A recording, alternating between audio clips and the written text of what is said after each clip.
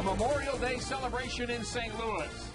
Fans ready for baseball, ready to celebrate, and ready to remember those who have served our country so faithfully and sacrificed in so many ways. The Cardinals and the Cincinnati Reds, game one of a 3-game series here at Busch Stadium. Welcome to the telecast. I'm Rick Horton alongside Al Roboski. And Al, a pretty interesting matchup here this afternoon. The Cincinnati Reds playing very well this season, and the Cardinals trying to catch them. Absolutely. Playing for first place this series.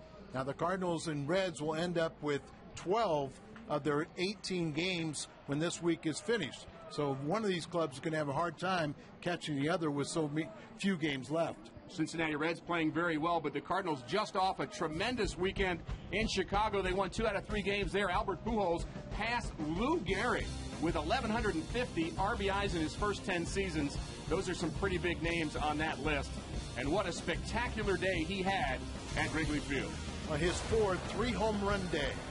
And you can see he just goes out there in the first inning. He set the tone with the first of 3. When Albert does this, everything falls into place. It was spectacular, but boy, he had protection throughout the lineup, especially from 4 and 5. The Cardinal offense has been feast or famine. Matt Holliday picked up 4 hits as well to back up Albert yesterday, and we'll see what they're able to do against Arroyo here today. So much to be excited about. Memorial Day, big series, the Reds in town. We'll give you the pitching matchup from Busch Stadium when we come back.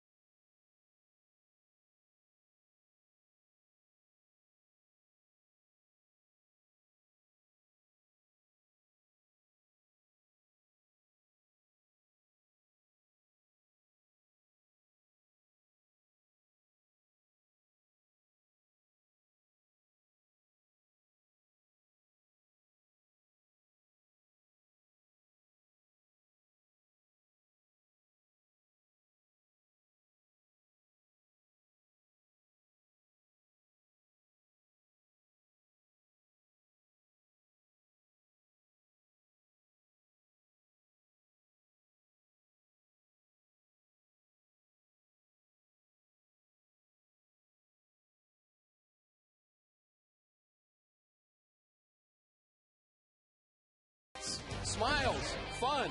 Where would you rather be? How about the ballpark here in downtown St. Louis? Bronson Arroyo and Jaime Garcia are Toyota keys to the game.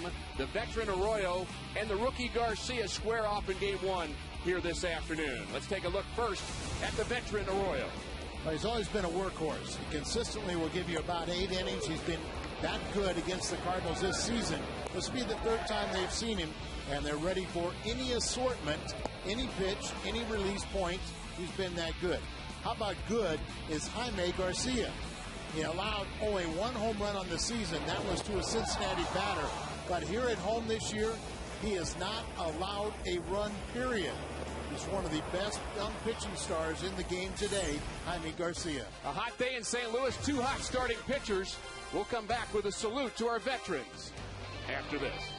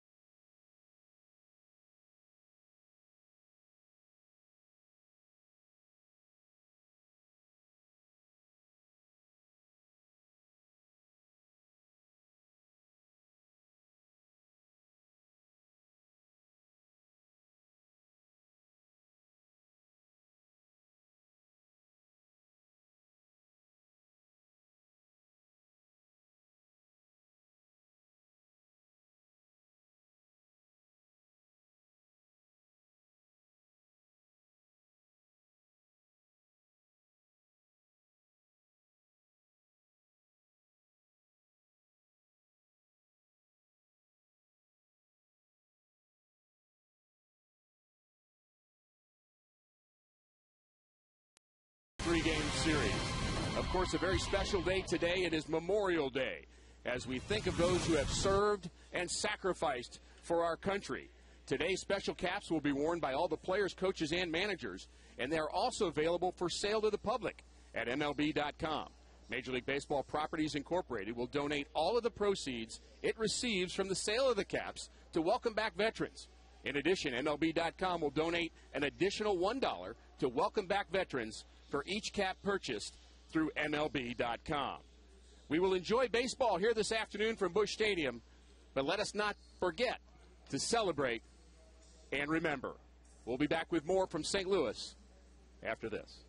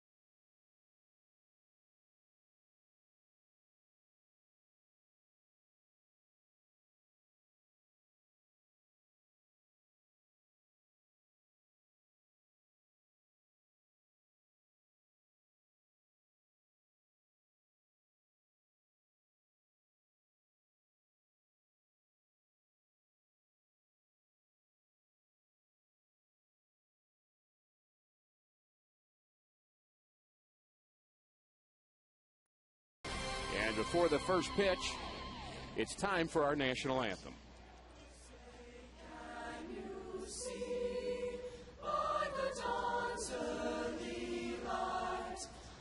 So proudly we hailed at the twilight's last gleaming, whose broad stripes and bright stars through the perilous fight o'er the ramparts we watched were so gallantly streaming, and the rockets ran by above the gave proof through the night that our flag was still there. Oh, say does that star-spangled banner yet wave o'er the land of the free and the home of the brave? A wonderful job with our national anthem. The fans are just about ready for action here. We'll have our first pitch, game one of a 3-game.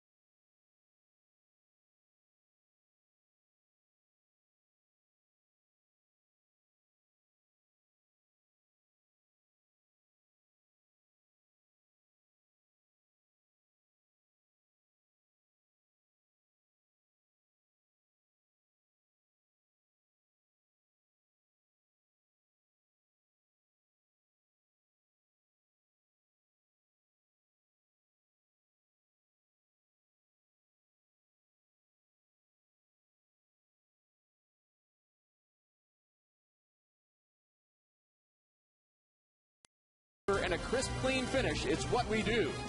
By Dobbs Tire and Auto Centers, #1 for quality tires and expert auto service. By Steak and Shake, life needs flavor. By Chevy's Expert Auto Service. See your Mid-America Chevy dealers or shop and compare at stlchevy.com. And by Casino Queen and Casino, home of the loosest slots. Beautiful day. Future Cardinals playing at Forest Park earlier today. Hopeful that someday they'll get a chance to play at Busch Stadium. And that's where we are now. Partly cloudy and warm, toasty afternoon. And a happy Memorial Day to all of our viewers. Dusty Baker and the Cincinnati Reds are in town. Both clubs sporting the very special caps here this afternoon to celebrate Memorial Day. We've had the exchange of our lineup cards. Dusty Baker, 3-time Manager of the Year. Those awards came when he was leading the San Francisco Giants. Very feisty moment every time he comes into town with Tony La Russa. Those two, Al, seem to have quite a bit of history together. Well, Rick, actually, they do, as they were teammates in the minor leagues. Dusty Baker played at the end of his career for Tony La Russa in Oakland. Tony is regretful that he did not have Dusty as one of his coaches. But when they're managing against each other, sometimes the emotions get the best of them, and you can understand that. And I think it just tells you about the intensity of what this all about, playing for first place. And the Cardinals take the field here today, all sporting the new white caps for this afternoon's game, and we'll take a look at the lineup that Jaime Garcia will be facing. Orlando Cabrera will lead off. He's got a very good record against left-handed pitchers. Cairo, former Cardinal, in the lineup. Brandon Phillips, Scott Rowland. Johnny Gomes is a hot hitter. Jay Bruce, the right fielder. Drew Stubbs, Ramon Hernandez, and Bronson Arroyo. That is our Southwest starting lineup for Cincinnati. And Jaime Garcia has had as good a season as you could have expected him to have. He's our Marshall Wireless starting pitcher. I think it's fair to say no one could expect him to get off the start he's having. 4-2 record. He's pitched better than that record is. 8 of his 9 starts have been quality starts. And he, in 19 innings, 3 starts here at home, he has not allowed a run. Only 1 home run allowed on the season. That's to Stubbs, who is out in the lineup for Cincinnati, but he has just dominated. And here's a look at the Cardinals defense, our Dobbs Tire and Auto Center's defense behind Mr. Garcia. Rasmus back in the lineup in center field.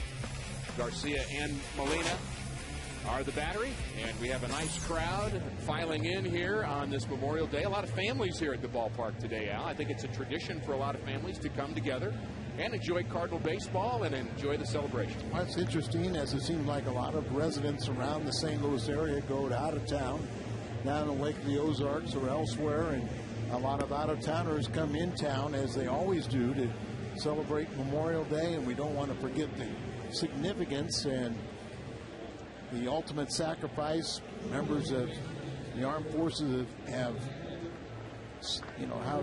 sacrificed on all of our behalf, but just anyone that ever wore the uniform, we just can't thank them enough for our privileges that we have in this great country. Very well said, Al. And Garcia just about ready for the first pitch. He'll face Orlando Cabrera, the shortstop for the Reds. I mentioned hits very well against left-handers, 396.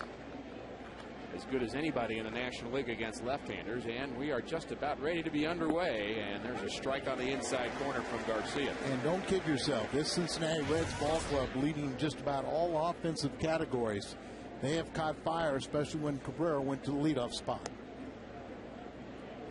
Bit of a surprise to you, Al, that this team is hitting as well as they have been. They're first in home runs, first in batting average in the National League. I think we all felt they would hit, and we felt that they were going to be a sleeper in the Central Division as long as they got the pitching. And they have some young pitching that's starting to come through, and more on the way. There's a bunt attempt at the 1-1 pitch, fouled off by Cabrera. We move Cabrera to the leadoff spot. Stubbs down to the 7th hole, and right now, Joey Votto, their best hitter, is out of the lineup with neck problems, but Cairo has been filling in very well.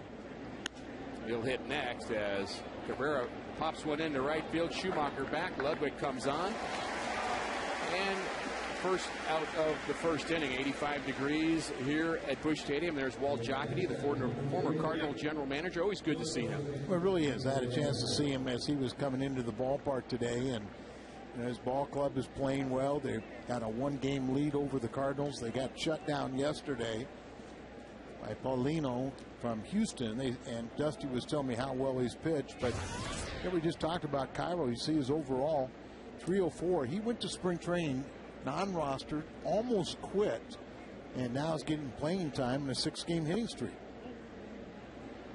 He also almost quit the year before when he was playing with the Phillies. He just was a late addition to that club. They actually offered him a coaching job 2 years ago, and I guess he's probably glad he turned that down. Well, we know from his days in the Cardinal uniform that he's a solid baseball man.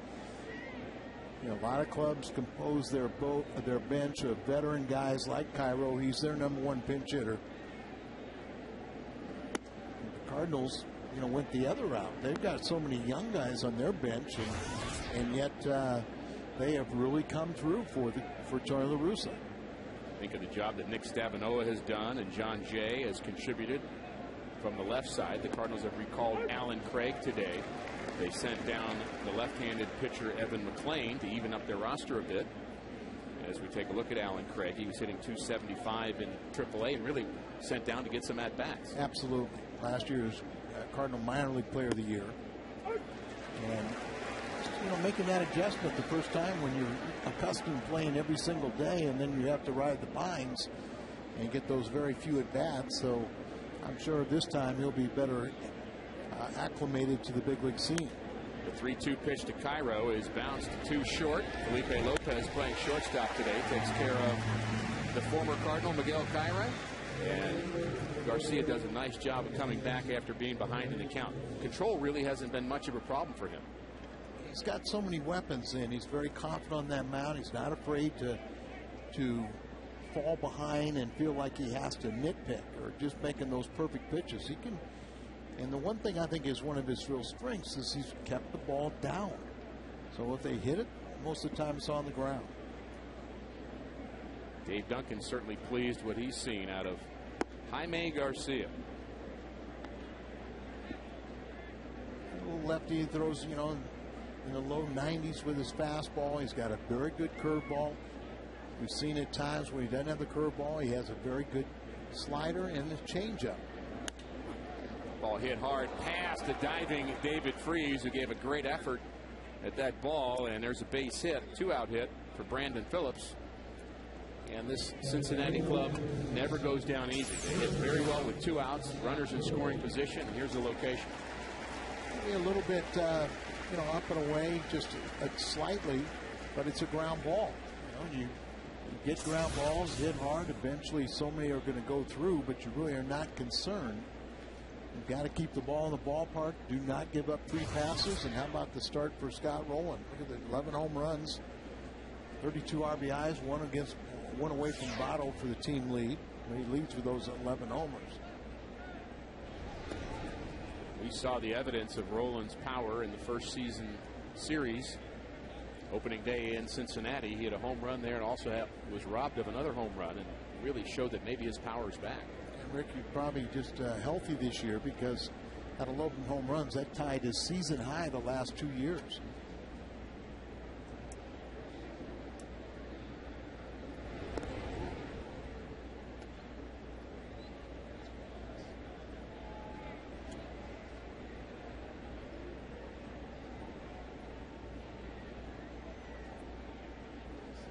Cardinals deep in all 3 outfield positions for Rowland.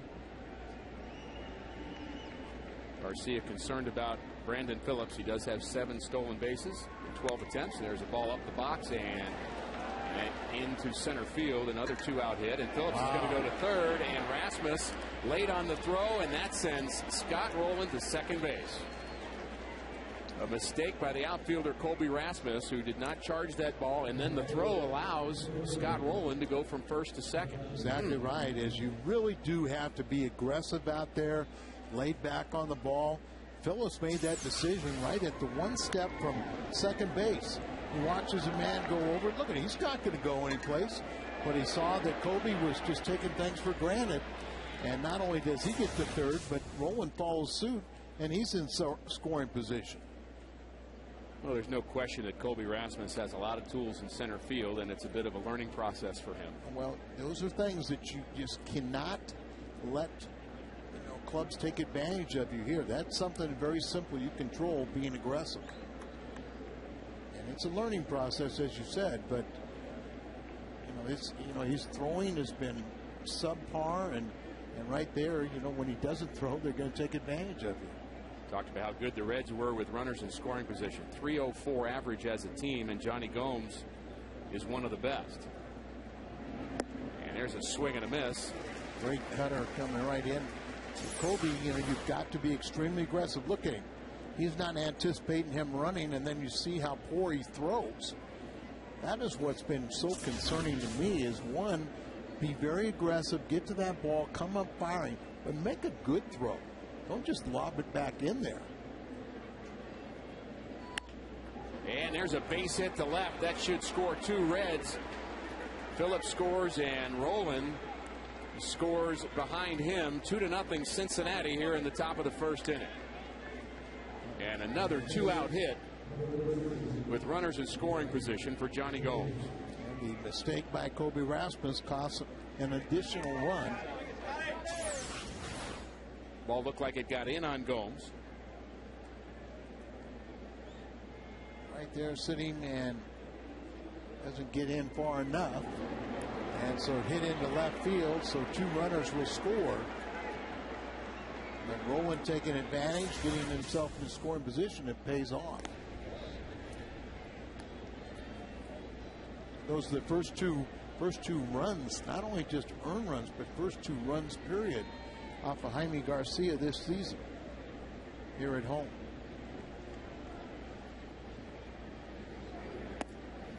There's a good fastball on the inside corner to Jay Bruce. Bruce, the right fielder, hitting .273. Started out miserably this year, then seemed to find his stroke. He's up to 7 homers, 24 RBIs, and a very good right fielder.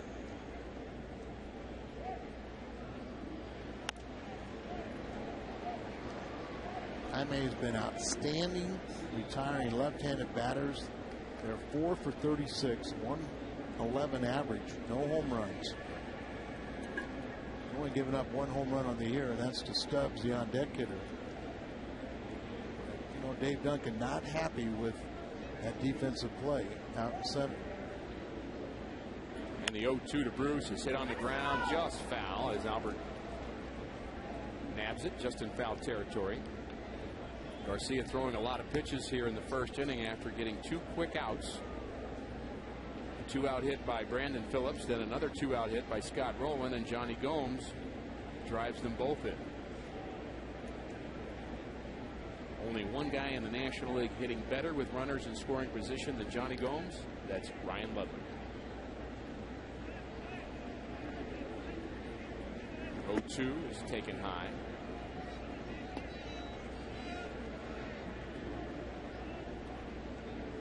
Jay Bruce, only 23 years of age. Got some good young hitters, and you know, when they're at home playing in that very small ballpark, you know they're going to be scoring runs. Just a question, can the pitching match it? And lately, their offense and pitching, particularly their starters, have been outstanding. I like that new young pitcher they have, Leake. He's really done something to solidify that rotation. And there's a fly ball to left field. Holiday comes on and puts away Jay Bruce, and Garcia gets through the first inning, but the Reds score a couple. Lopez, Ludwig, and Pujols.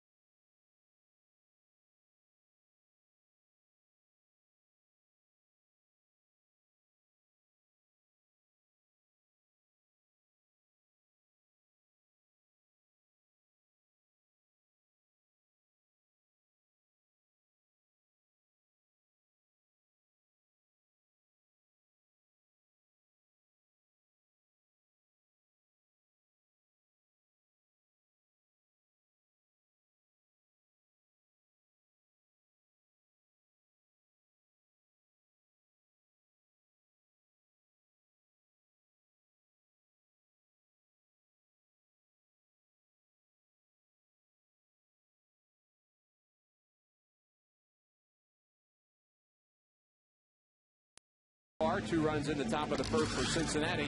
And here's the Cardinals batting order. Felipe Lopez starts at short today. Ryan Ludwig will be in right. Then Pujols, Holiday, Freeze, Rasmus Molina, Schumacher, and Jaime Garcia rounding out the order for the Cardinals. And their offense has been feast or famine of late. And here's our starting pitcher for the Cincinnati Reds, Bronson Arroyo, the veteran. He's been outstanding of late as he's just been gobbling up innings. He is 5-2 on the season, but he has been just really extremely successful. 4-0 in the month of May. And he gives you a variety of looks too, Al. Brings his leg way up and kind of hides the ball well. He doesn't throw particularly hard. Nope.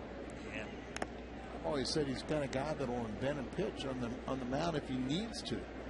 But every time you watch him, you know, he'll throw from a different arm angle, different velocity, that high leg kick, a little deceptive, hard to pick up. Doesn't throw particularly hard, but usually pretty good location. And that takes care of Lopez. Cutter on the inside half of the plate. Here's a look at the Cincinnati defense. Gomes, Stubbs, and Bruce in the outfield, plus Armin Bruce. Roland, Cabrera, Phillips, and Cairo on the infield. And Bronson Arroyo and Ramon Hernandez are our battery here this afternoon. And a good start for Arroyo. Talk about inventing pitches, Al. That makes me think of Luis Tiant. I assume you've seen him pitch many times. Oh, yeah, I saw Tiant was almost complete turn to second base. His windup. We seemed like he was inventing pitches. Catcher wouldn't have enough fingers to give him the signs. Yeah, very, very nice man.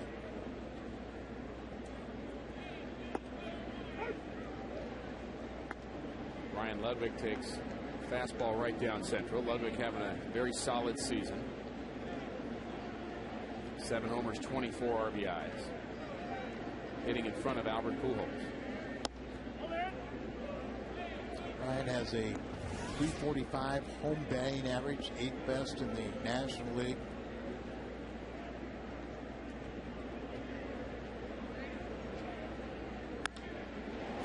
This ball hit hard into the gap in left center field, and it's down. Ludwig rounds first, heads for 2. And that'll be enough for Ryan Ludwig, a 1-out double. And the crowd here gets into the ball game as the Cardinals get their first hit. Ryan got a breaking ball that you saw him kind of alter his motion, and I've always considered him being a low ball hitter. The ball stays up a little bit for him and about knee high, and he recognized the pitch, hung out a line drive out to left center. And now Holiday is swinging the bat behind Albert. It's not just an automatic that you put Albert on anymore. Dusty likes to walk him. Yes, he does. But I don't know if you can do it right now. Holiday with 4 hits yesterday, and we know what Albert did. Another 3 home run game, and Bronson Arroyo doesn't like the signs and wants to talk it over with his catcher. And Ricky, I don't know about you, but I just think it sends such a negative message to walk guys in the first inning, potentially walk past. You know, you already got a 2-run lead. The only thing Albert can do is tie it up. So go out there and be aggressive, establish that you're not afraid of anybody. You put him on, and you're opening up for a big inning. Hernandez setting up in the opposite batter's box with that first fastball that misses about a foot outside. He's way off the plate. Outfield very deep. Any base hit, there's no way the Cardinals can't get a run. And you know, Arroyo's the kind of guy that he feels that he can just pick on down the zone, down away in the last case, and if he hits a ground ball to the right side, so be it. Got the second baseman almost playing behind the second base bag, only one. The first baseman, only one on the right side and well off the first base line.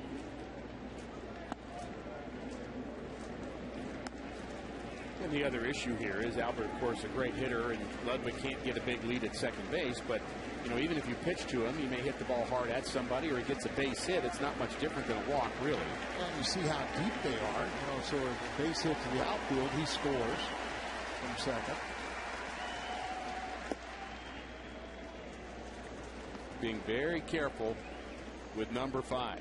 Albert went into action yesterday batting .299, and I don't think he liked it. And now they'll intentionally pass him, so that'll be the 17th time to lead the major leagues. And as we said, you know, I mean, it's one thing you start out pitching, but you fall behind, maybe you take it out of the pitcher's hands instead of grooving one. But Holiday's providing that protection right now.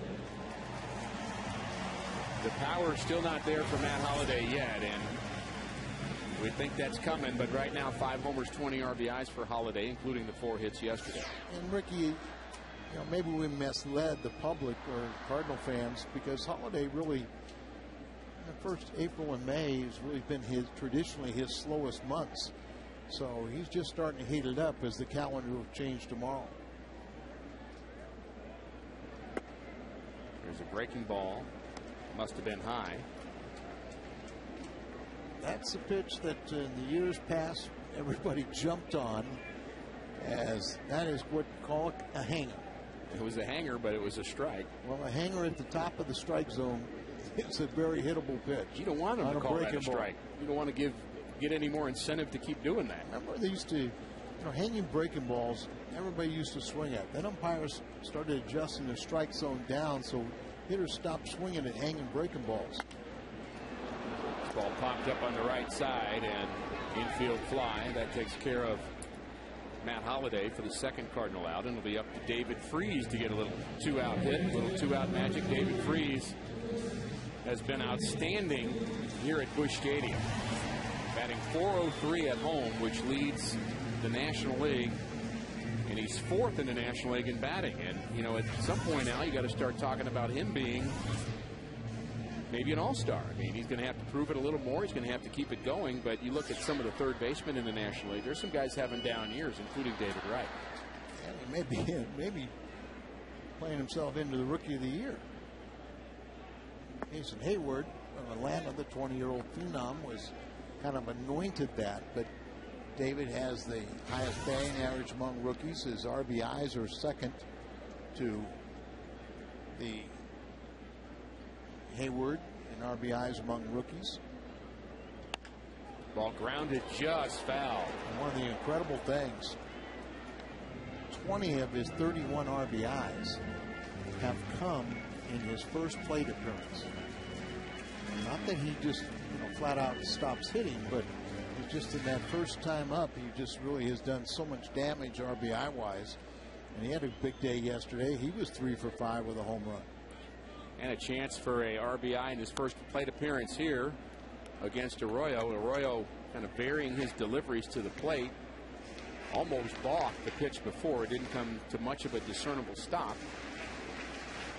It's part of it. You know, you want that runner out there. Look at the home games. That was first road home run yesterday. It's 3, 4, and 5. Did a lot of damage in that game yesterday afternoon in Wrigley. And this ball beat on the ground to the shortstop, Cabrera, who takes care of the lead runner at second. No damage in the bottom of the first. We're through.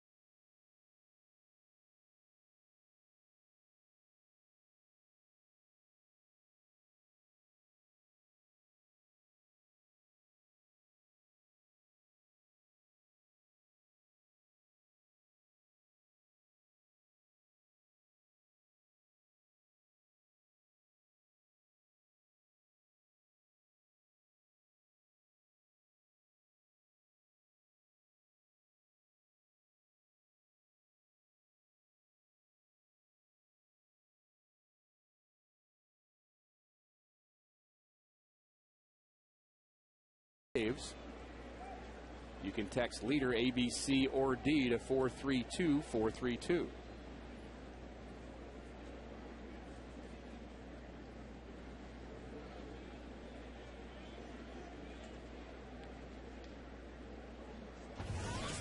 Drew Stubbs leads it off for Cincinnati, and there's a changeup from Garcia. Very nice pitch there, 81 miles an hour. It'll be Stubbs, Hernandez, and Arroyo for Cincinnati here in the second. Stubbs was the leadoff hitter, as you mentioned, Al, and once they move Cabrera there, the offense has really improved. It sure has, and Stubbs is starting to produce also. Going back to that our poll question, Atlanta beat Philadelphia today, so they leapfrog over the Phillies, and wasn't that long ago when we were playing Atlanta, they were in last place. Still early, isn't it? You bet. The end of this series will mark the 1/3 point of the season. 54 games for the Cardinals. Stubbs is batting .343 since he's moved to the 7th spot in the order. And a swing at a high hard one that takes care of Stubbs. Strikeout number 1 for Garcia. And it's good to keep him off the base pass, Al, because he runs very well. He really does. And of course, Garcia, the last time he threw a pitch to a red, it was Stubbs that took him deep. His first and only home run he's allowed this year. And remember how emotional he was in the dugout. And that to me is a sign of this kid wasn't content just being in line for a victory. He was just very greedy and wants to show you that he's capable of doing a lot more. Greedy in a good way. Yes, very much so. He gets it. I've been very impressed with him, just his work ethic, how he's a sponge. He's not going out there saying, hey, I've got 4 wins, I'm great. He's just out there trying to learn and become better. Want to know to Hernandez, it's low. Cal Eldred used the word in the pregame show that he's very respectful. That is not often said with all young players. Exactly. Careful here. Good fastball hitter. 2-0 pitch. That misses away. You saw, but the backup catcher, Hernandez, is number 1, but Hannigan broke his thumb over the weekend, and Corky Miller, the famous Corky Miller, is back in the big leagues. I saw that. And he misses on 4 straight pitches to Hernandez, and the Reds have a base runner here in the second. Don't forget the Fan of the Game photo contest. Go to FoxSportsMidwest.com to upload a photo of fans in Cardinals gear, and you could win a Fox Sports Midwest prize pack. Enter now at FoxSportsMidwest.com.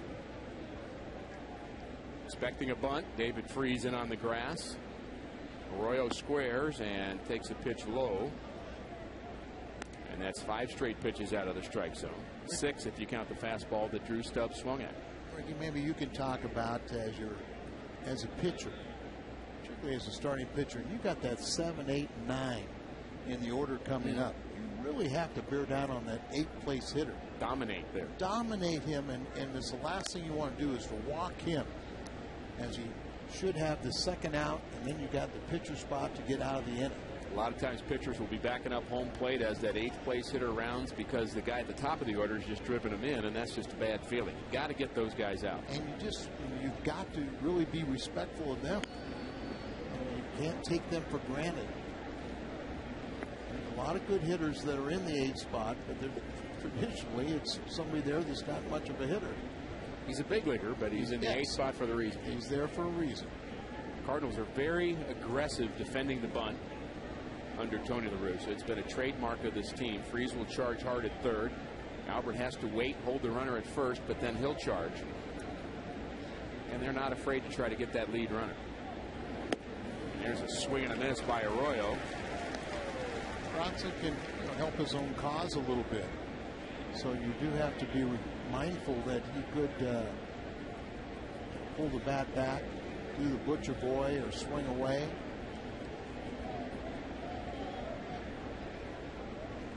I think Albert has been so aggressive that it's fun to watch him play defense in a bunt.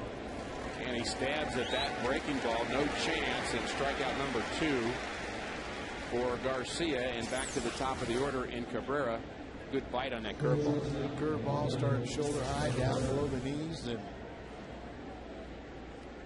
that helps out.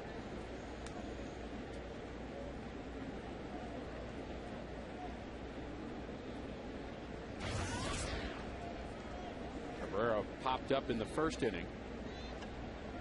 Garcia 2 quick outs in that first inning before giving up 3 straight hits. And he trails 2-0 to Arroyo, and there's a strike at the knees.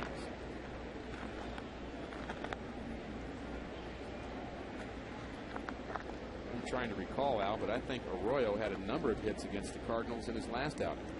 Swung the bat pretty well, so good to see him make an out. I'm trying to remember the same thing, but he did come up with a key base hit in my memory.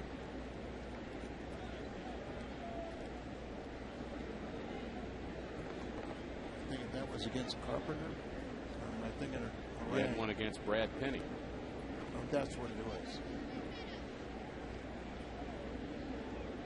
0-2 the count to Cabrera. Hernandez is safe at first on a quick move from Jaime Garcia. Like a belly flop going back into first, and lucky survives. Look, false move there, and just gets back ahead of the tag. He was moving. And a swing and a miss. That takes care of Cabrera. Yachty tags him. Garcia strikes out the side. Colby leads it off.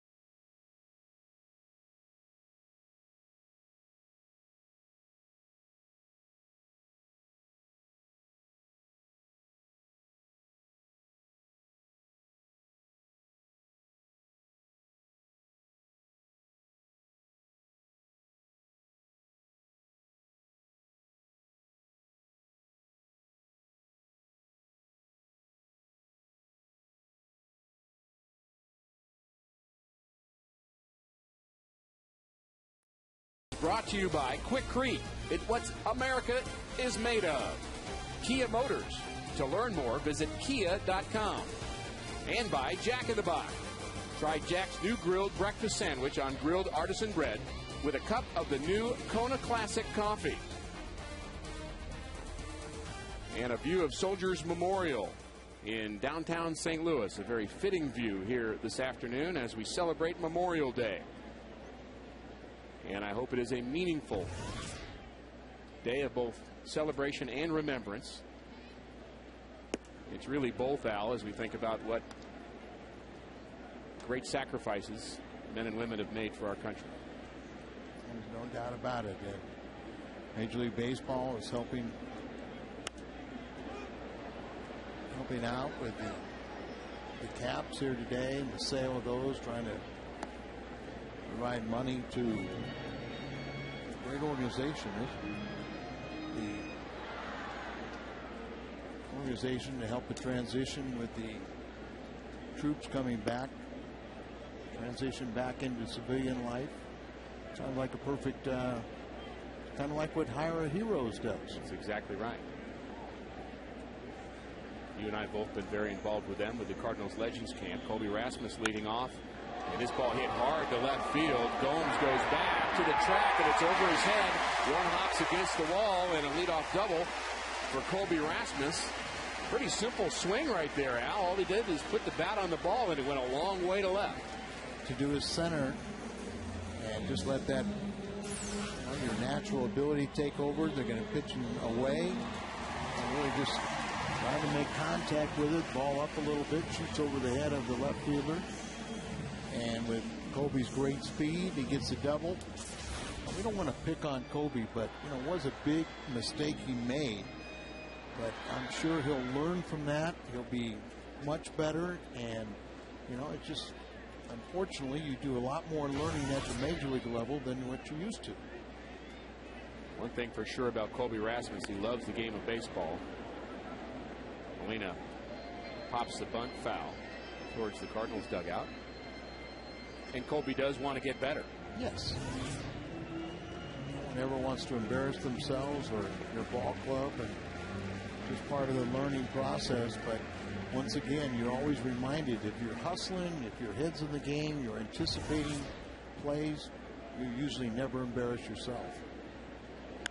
Molina hits the ball to short, and Rasmus gets a good jump. Good base running for Rasmus, as he saw the position of Cabrera and knew that if he got a good jump, he'd get the third. He made a mistake earlier, but that's pretty nice base running for Colby Rasmus. The rule of thumb is you never advance at a ball hit in front of you. But if it's slowly hit like this, with your speed, you can take off with that good jump, that secondary lead, and the ball will be behind you. So that is the proper thing to do in a slowly hit ball. Skip Schumacher with a chance to get the Cardinals on the board. Infield moving in for Cincinnati. And Dusty Baker doing a little bit of what Tony La Russa does. He had the infielders back, and then on the pitch they moved in, trying to cut that run off. Cabrera is playing in at short. Phillips at second was on the move. Dusty's trying to put a defense for this situation and not allow that easy run. But right now, Schumacher is an 8th place hitter, but he has to get that run in with only one out. Not a big fan of the pitch out pickoff attempt. Sometimes puts the pitcher in a hole. 1-1 count to Schumacher. Ball hit on the ground foul. It's hard enough to get ahead of hitters without having to throw pitch outs. Especially in this situation. The Cardinals have been, well, they just haven't been very good when it comes to sacrifice flies. They've only had 5 all year. Most teams in the National League have about 20 by now, and the Cardinals have 5. I think it was Cabrera. Cabrera leads the major leagues with 6. Right. So it gives you the idea, and I heard you talking yesterday about some clubs who are in the 40s. See, Ricky, I pay attention. I'm glad you're listening now. And we may have a sacrifice fly here. This is hit deep enough to right field by Schumacher. And this will score Colby Rasmus with no problem. So make it 6. And make the score 2-1 Cincinnati on a sacrifice fly by Skip Schumacher.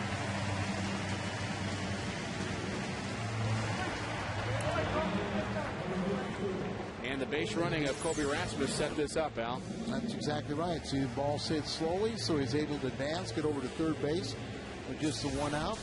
And then the good execution has come up with the sac fly. Cut that lead in half. Cardinals only trail by 1.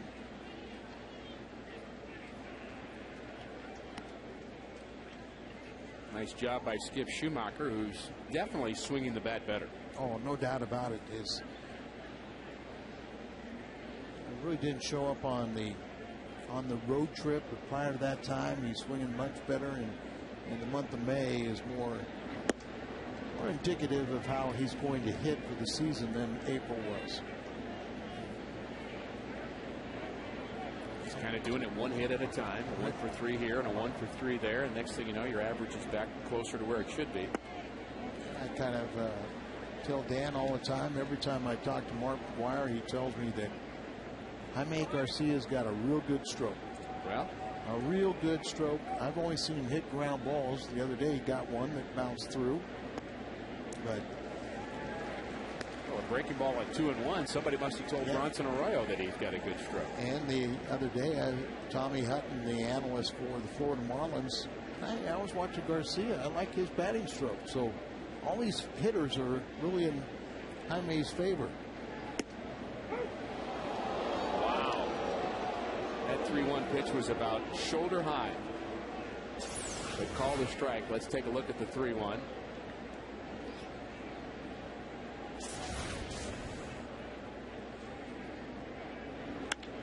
There you go. There's a base hit for Garcia. Who wants to walk when you can get a base hit? Well, sounds like everybody knows what they're talking about the batting stroke of Jaime Garcia. Probably the most celebrated 3-hit career. That's right. Now for his career, Jaime is 3 for 20. Felipe Lopez has hit very well against Arroyo in his career, 448. He's the Cardinals' leadoff hitter here this afternoon as the skies have just gotten a little darker here in downtown St. Louis. And Felipe has kind of jumpstart the offense a little bit with his average over 300 when he started hitting in the leadoff spot.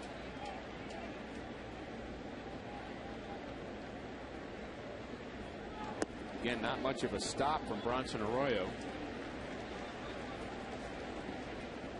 And I wonder if the home plate umpire may have said something to the catcher. A lot of times they'll give you a little warning if you're close. We learned a few years back that discernible stop, that come up emotion, but you got to come to a discernible stop. There was a change of direction, but it's not, like you said, very pronounced. There's the numbers for Lopez against Arroyo, including a couple of home runs. They were teammates in Cincinnati. Temperature dropping a bit here as well, Al.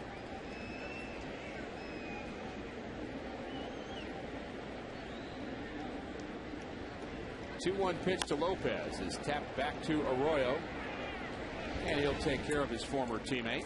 Cardinals pick up a run. They trail the Reds 2-1 through 2.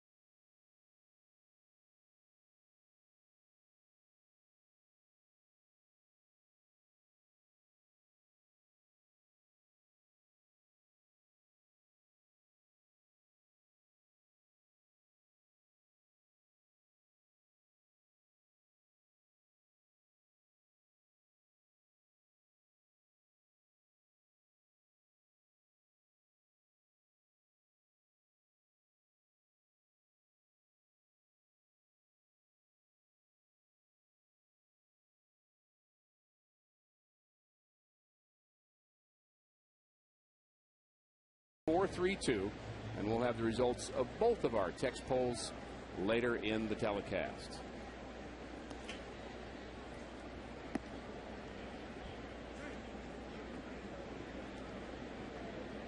Here's a cap for you. I wonder if that would have anything to do with our producer having matriculated from KU. I doubt it. I doubt it. You probably bought him that hat and gave it to him, didn't he? Dark skies here in downtown St. Louis. The cloud cover increasing. Temperature dropping a bit. Cardinals trailing by a run. And we hope you are enjoying your Memorial Day. Watching your favorite team battle for first place against the Cincinnati Reds. There's a base hit on the first pitch to Miguel Cairo. He's now 1 for 2.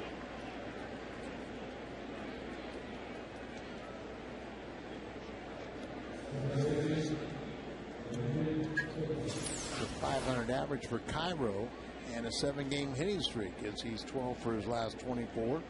All playing in place of Joey Votto. He's out with a stiff neck. Votto's a great bat in that lineup, too. He sure is, and he's a leader in this young clubhouse. You got young leaders, and then you got a veteran leader like in Scott Rowland.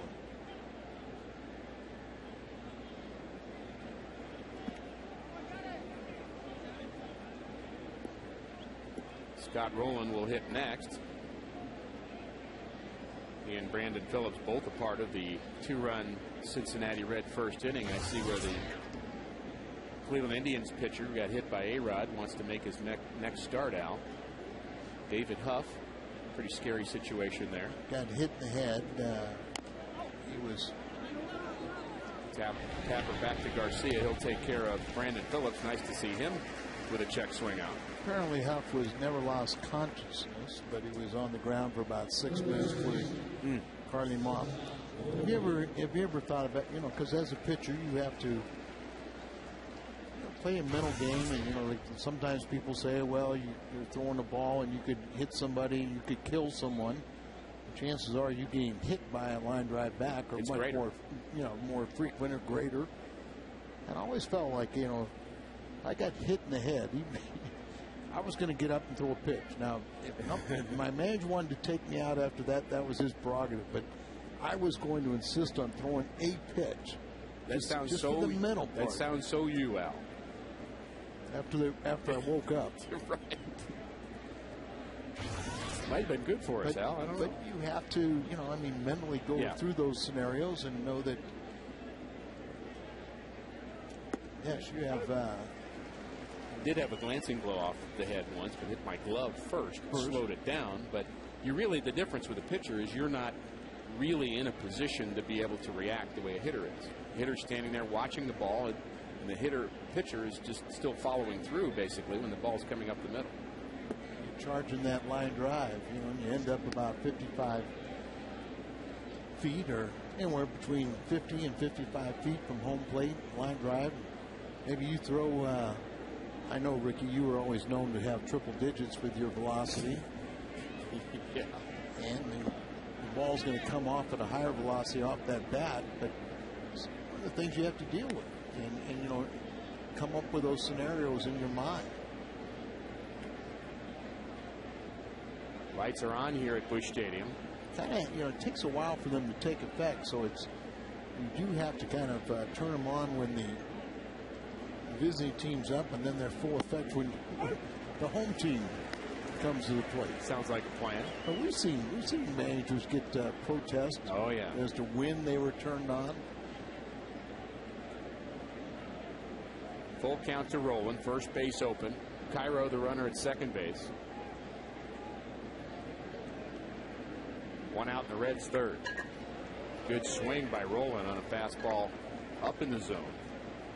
And Garcia will pitch both up and down in the zone, and he pitches in and out. He's one of those guys that doesn't really stick with one particular area of the strike zone. He seems to move it around, which is to his advantage. And he throws so many pitches at the low end of the strike zone, so when he elevates the ball, he gets a lot of guys to chase. There's a good pitch hit on the ground, too. Albert playing way off the bag. He'll have to race Rowland to first for out number 2. Well, you can follow the Cardinals on your iPhone, iPod Touch, BlackBerry, and Android phone with MLB.com At Bat 2010, featuring play-by-play, video highlights, and live audio broadcasts. For more info, visit Cardinals.com today. I've got to say, that is a great feature on an iPhone. There's a lot of times where I'm watching a Cardinal game on my iPhone and the picture is extraordinary. Now they're going to pull Page from Dusty and potentially walk the hot hitting Gomes. Talked about how Garcia dominates against left-handed hitters, so Jay Bruce, the only lefty in this lineup, will get, statistically, it's the right move to make.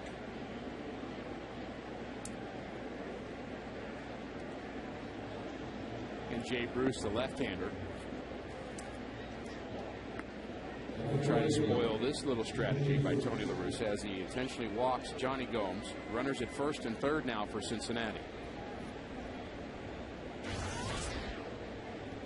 Bruce not as good against left-handers, and I guarantee you these are numbers that Tony La Russa knows.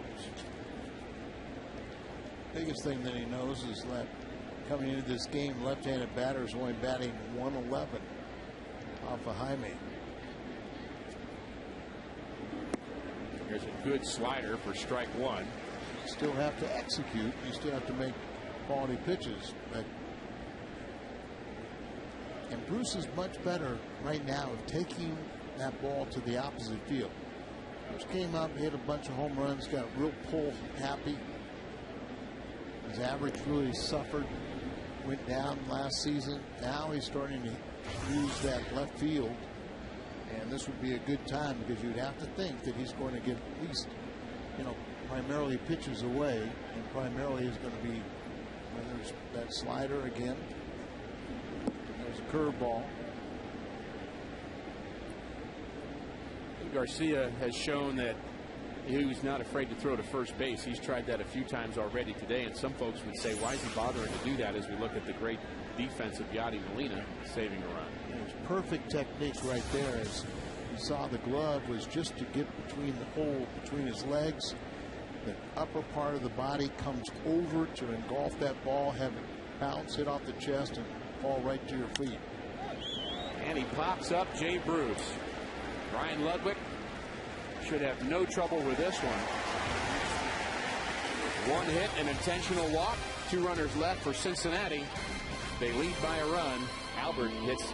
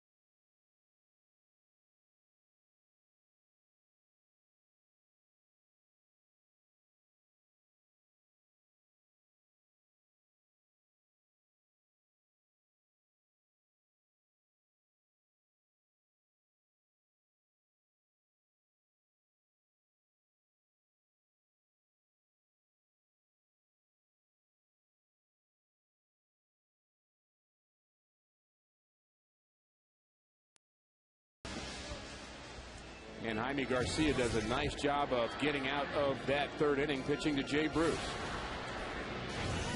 Comes out here, he throws pitch away from him right there. Then that breaking ball that he bounced there, and then another slider and just right off the end of the bat, tried to pull it for the pop up.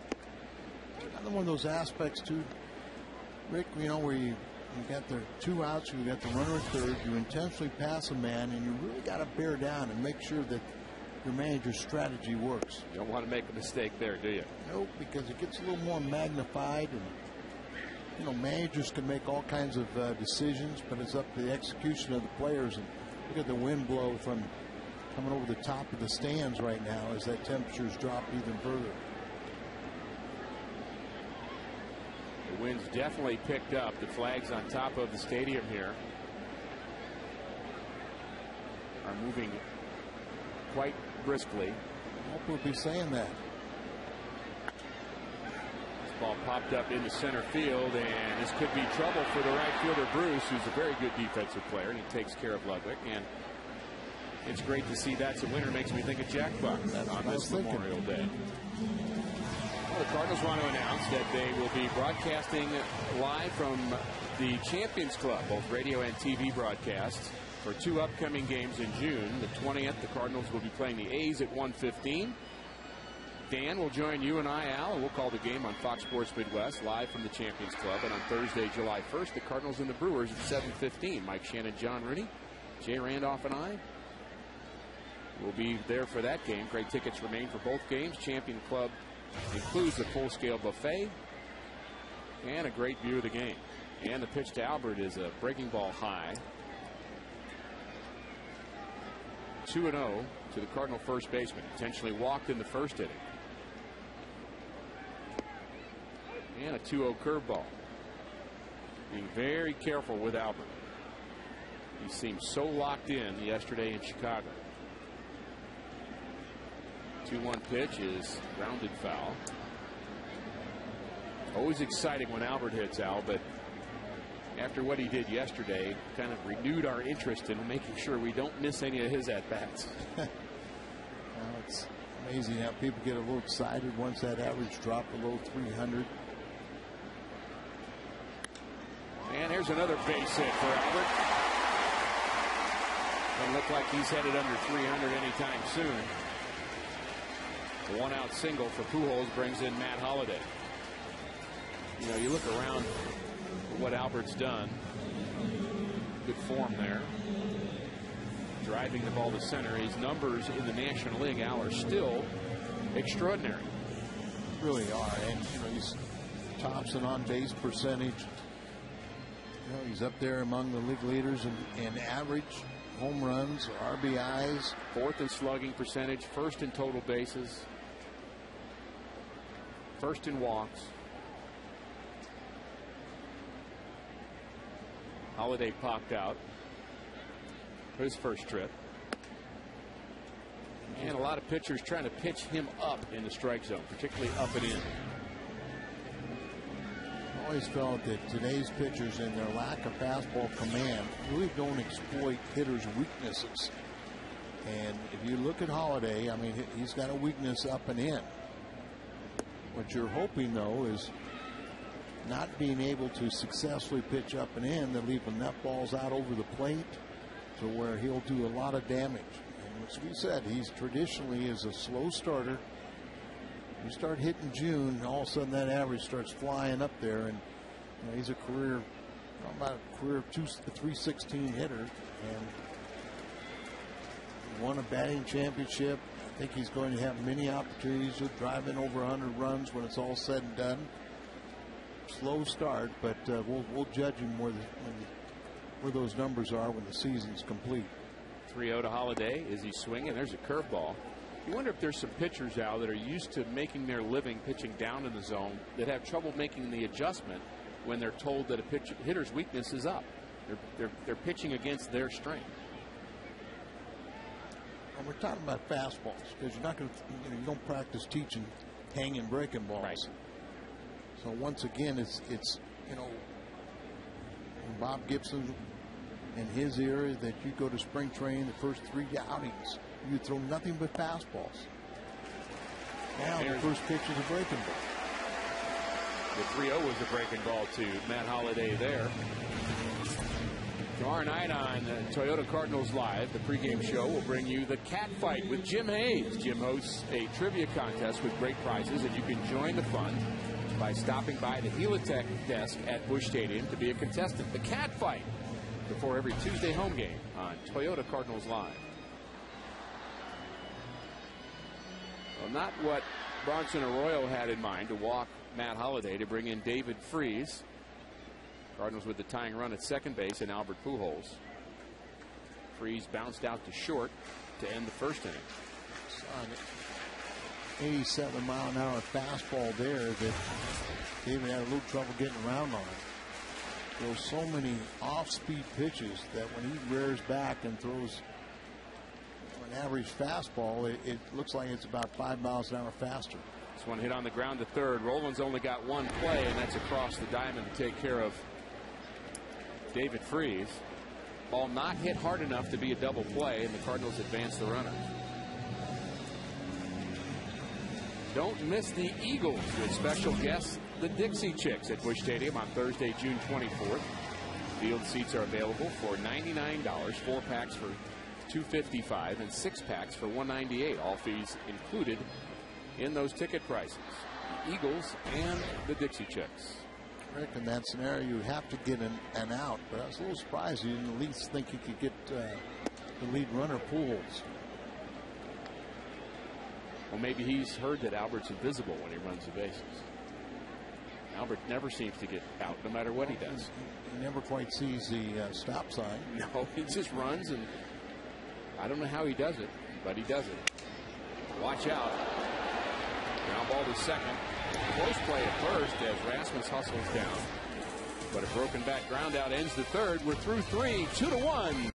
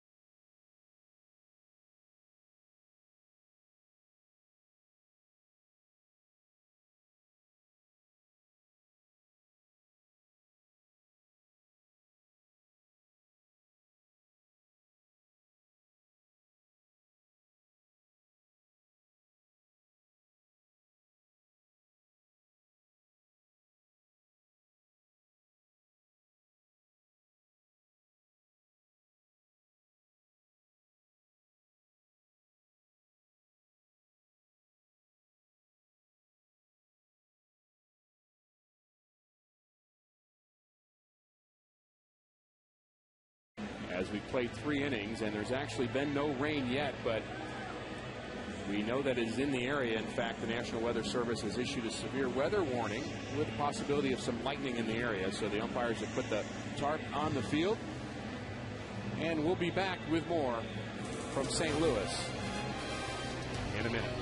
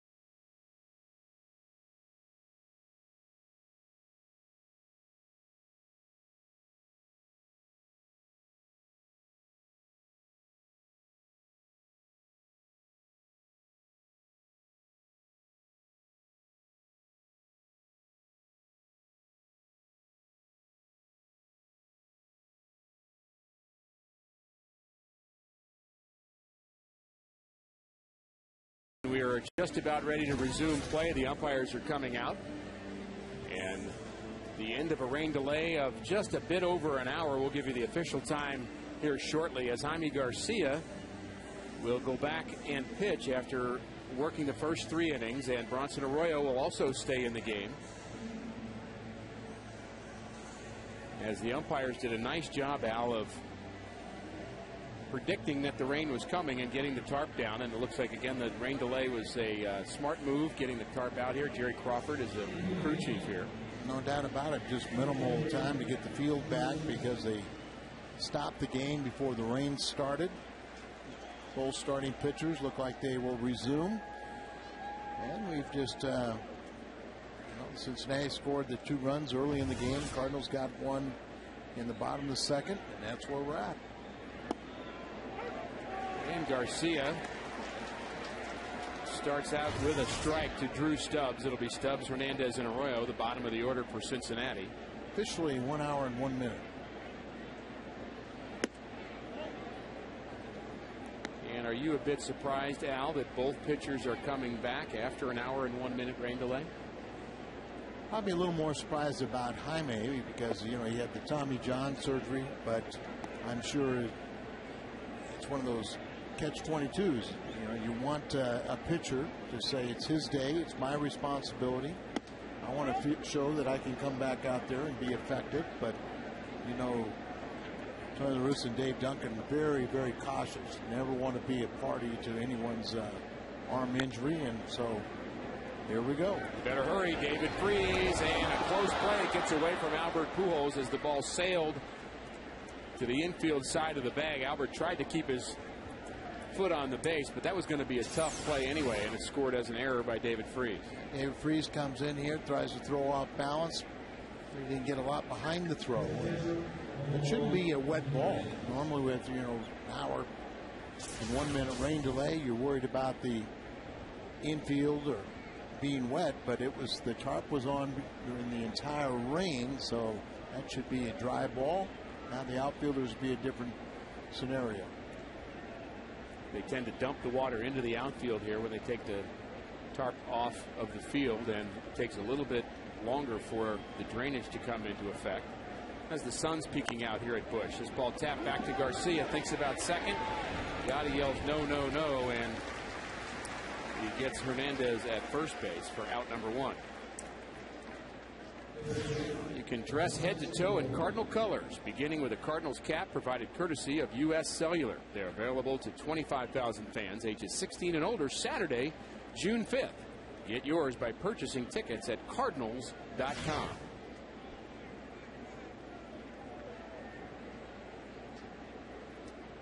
Well, not many of the fans have left the ballpark here. A lot of them just took cover with the severe weather we had earlier. Some lightning in the area as well as some heavy rains, and crowd getting settled back in their seats as the Reds have a runner in scoring position for Bronson Arroyo.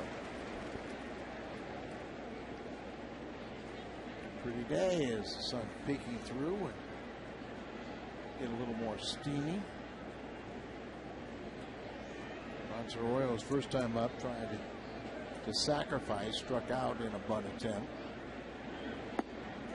There's a nice breaking ball from Garcia. Acts as a change of speed as well as a good break. Imagine he's going to have to hit a breaking ball. I don't think he'll throw Arroyo another fastball, do you?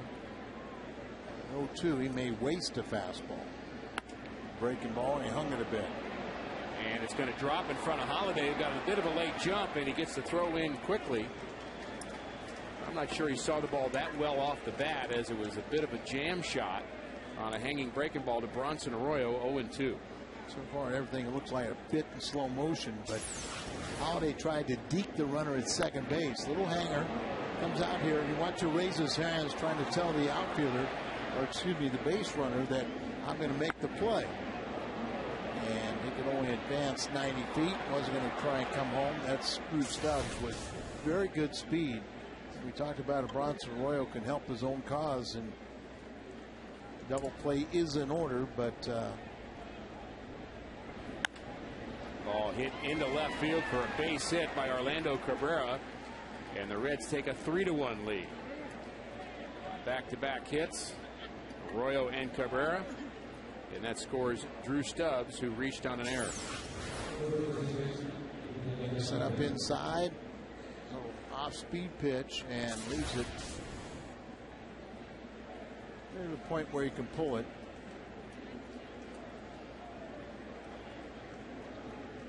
And the former Cardinal Miguel Cairo is 1 for 2. He singled in the third. He'll hit with 2 runners aboard. And a ground ball to third. Freese steps on the bag and across the diamond. And an inning-ending double play. 5 unassisted, 3. Garcia gives up 1 unearned run in the fourth.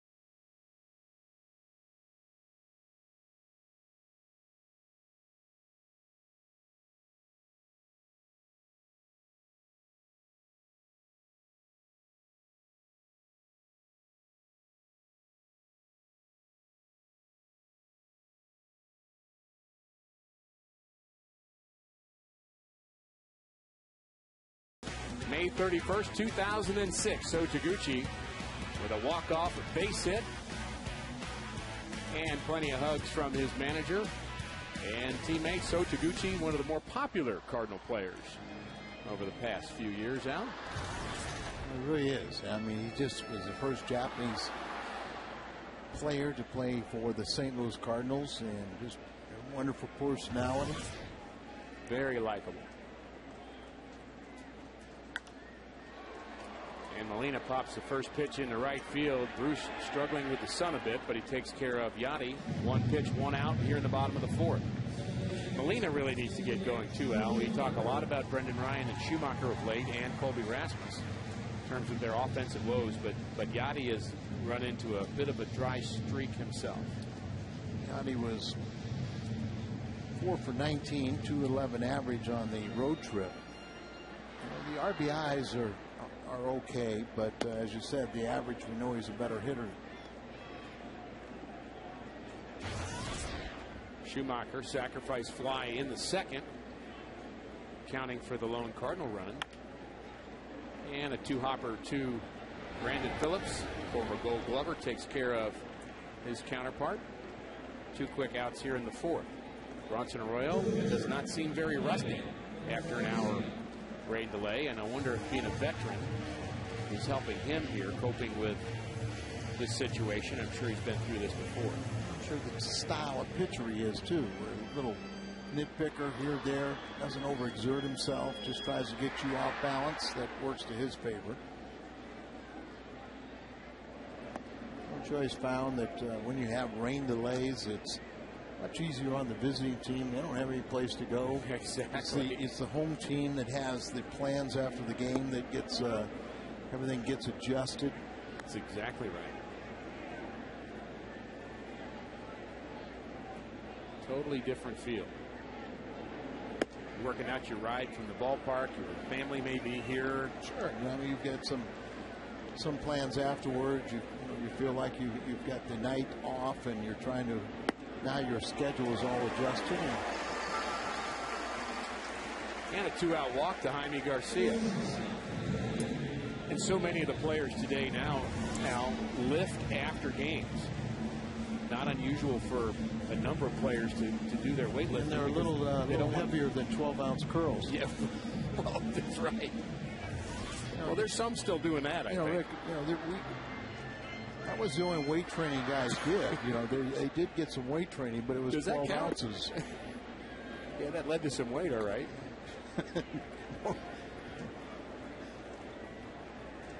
They're very serious. Non-Anheuser-Busch,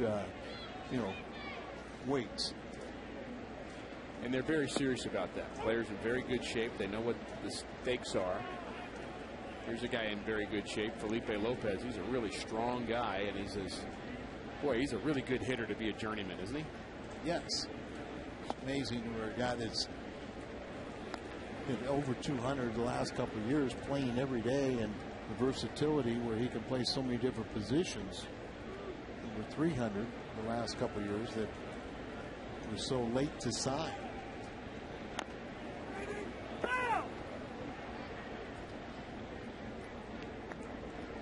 Catcher trying to keep that ball fair just in case he might have a shot at throwing out Lopez. I never understand why they swatted the ball, though, because if he hit that ball, he might have hit it into the dugout, and if it's fair, then Lopez is going to get aboard.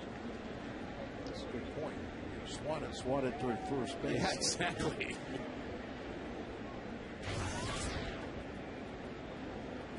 Two and two the count to Felipe Lopez. He's 0 for 2. Garcia at first, and there's a base hit to right. We'll see if Garcia takes third, and he does. He stumbles coming around second base and almost took a header. And I hope he's all right as he's looking down at his ankle. We just got to hope he didn't sprain something there. Looked like he ran okay from second to third, but almost took a header there, Al. Whether it's ankle or the knee, and Okino's concerned. He takes off here and shows the desire is going first to third, but watch right there. Almost slips as his, it was about a step and a half past the inside part of the bag, and there he gets his,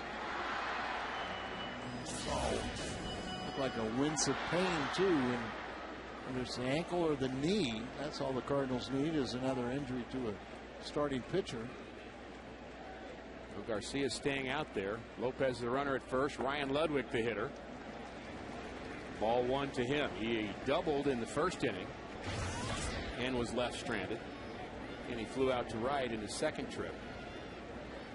432 with runners in scoring position this season. Very clutch performer through the first 2 months. 350 at home now. Batting average. Cincinnati scored their 2 runs in the first inning after 2 outs. Maybe the Cardinals will do that here in the fourth. All 9 runs the Cardinals scored in Chicago in the series finale came with 2 outs. That's great when you can do it. Boy, it just demoralizes an opposition. And there's a base hit to right. Now a score, Jaime Garcia. Lopez round second, headed to third. And to play at third, he's safe. And Ludwig takes second base. Good base running for the Cardinals. And another 2-out hit for Ryan Ludwig.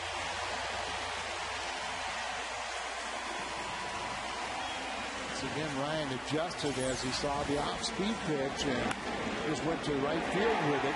Goes to in the right side. Felipe Lopez goes first to third. See Ludwig really paying attention. Saw the fly of the ball, a high trajectory to third base. So he felt he could go into second. Now they'll intentionally walk Albert. Second pass and 18th of the season will lead the major leagues. The intentional pass of Albert. I still don't fault Ryan Ludwig for taking that extra base because you get an extra person in scoring position for Matt Holliday. Albert Pujols has reached base in his last 9 straight appearances. Absolutely. You've got to take advantage, press the point, put the pressure on Dusty Baker. Tony's agreed many times, hey, if they want to do this, fine. We'll find that man. You paid Holiday $120 million for this scenario. So the Cardinals are happy with it.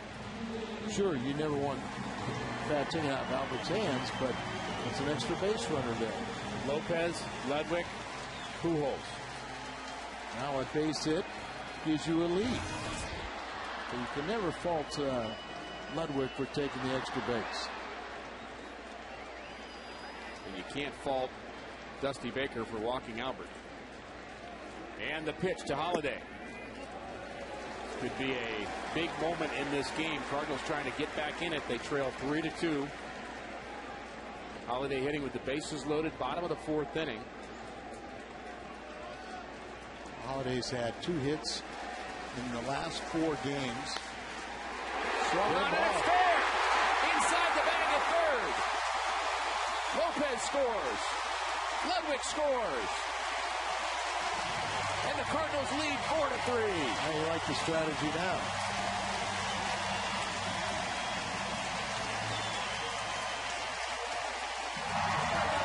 Well, sometimes you do the right thing and it doesn't work. There it is. Off-speed pitch. Looks right down just inside the third base line. See right over the bag. So by taking the extra base, now the Cardinals have the lead. And runners out in second and third. Did they give him a double on that all the way? Wow. The throw came to third base, and so Holiday alertly went into second. His 2 RBIs, 22 now. Cardinals have had some good base running today. Colby Rasmus went from second to third. That helped manufacture a run in the Cardinals' second. Ludwig taking an extra base there forces Dusty Baker to walk Albert Pujols. And Matt Holiday comes through. We'll turn around on Cincinnati as they are #1 in the National League, going from first to third. And many times they've done that. David Freese, chance for more damage. Curveball, strike 1. Third time the Cardinals have seen Arroyo. And you get a familiarity, what he's going to do, and how he pitches.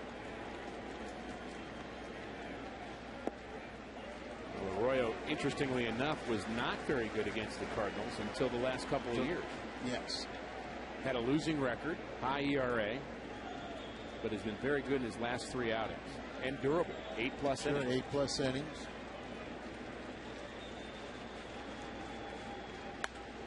This ball hit hard but foul, and Arroyo has thrown some hangers this inning. Yeah, does not seem as sharp. Now he came out, got 2 quick outs, Molina and Schumacher. But the 4-pitch walk to Jaime Garcia, and then 3 more hits and a walk, and Cardinals all of a sudden have the lead 4-3. And a chance to add on.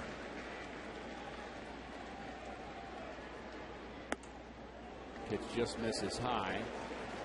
There's the fastball at 88 miles an hour, and it looks like it's about mid-90s with so many slow, tantalizing off-speed pitches. The 2-2 to Freese is just a bit inside. Pretty close pitch to take there. The outfield plays Freese very deep. A base hit will score 2. Big lead by Holiday at second. Respecting the power of David Freese. The 3-2 pitch to Freese is swung on and hit into left field.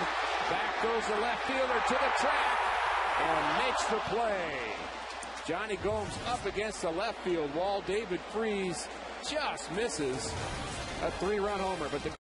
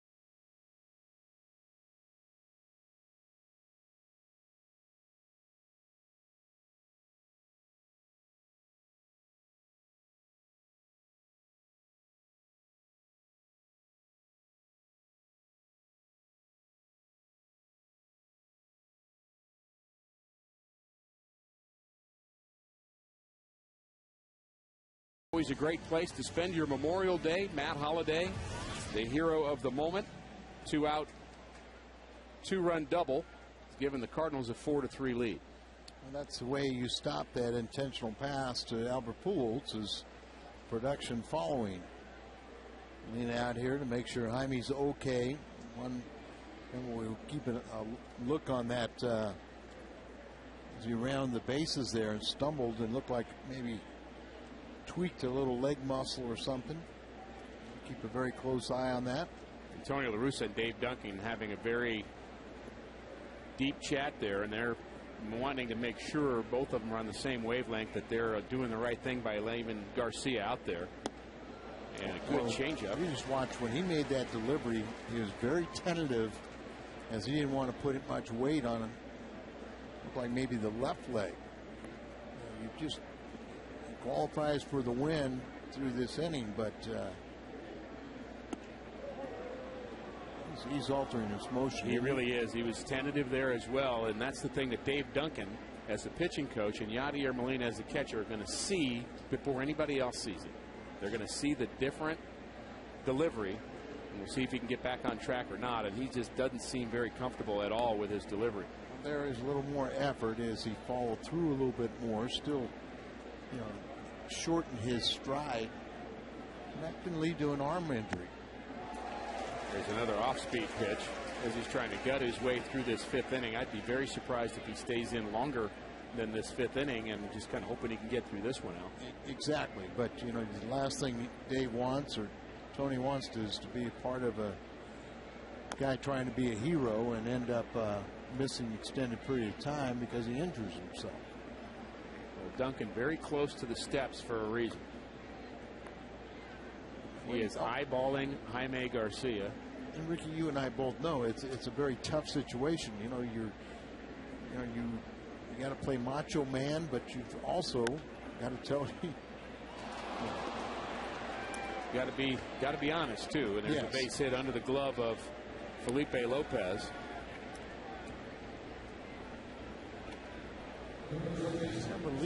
Felipe was running the bases a little tentative after Jaime went around second base. You see here is a little limp. It almost looked like an attempt by a guy that might have a sore back right there. Just not suggesting that he does, but he just looks a little uncomfortable too, as he had a hard time getting down for that ground ball. I'm not sure he could throw out Brandon Phillips anyway. It looked like he was trying to reach for it and then come up with all and throw in one motion, but never got quite to the ball. And you get the double play here off of Scott Rowland. Rowland 1 for 2, singled and scored in the first. And you've got to be careful with Brandon Phillips. 7 stolen bases. You mentioned, Al, that the Reds like to run. The top 3 in the National League in stolen bases. They can hit a little bit, but they can also run.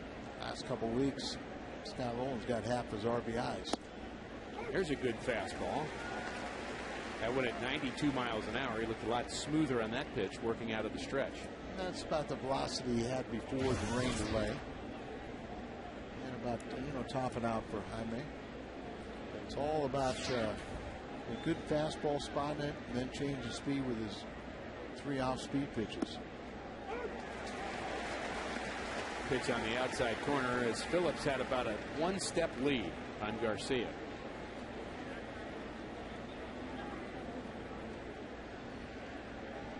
Very casual lead. Very casual. Maybe trying to lull Garcia to sleep over there. 0-2 the count. Nothing due, and there's a strike on the inside corner, and that takes care of Scott Rowland. He does not like the call, but it's strikeout number 4 for Jaime Garcia. Fastball right on the inside corner. Many times, you guys just don't repeat fastballs, and you see the pitch right there. Down and in. Just do not teach that location, but today one of his pitcher's real weapons. Better on a righty than a lefty. Lefties down and in, they love it, but ball hit off the end of the bat towards first base, and it spins foul. Watching Jaime on that one, he looked like he broke off the mound well and was hustling. No ill effects. I wonder if he just may have, as he misstepped around the second base bag, just kind of hyperextended his knee just a bit. It takes a little while to get that feeling back in it, and you know, perhaps he'll be okay. But Dave Duncan's going to still watch him. He's still watching, but I feel a little better after seeing the way he broke from the mound that time.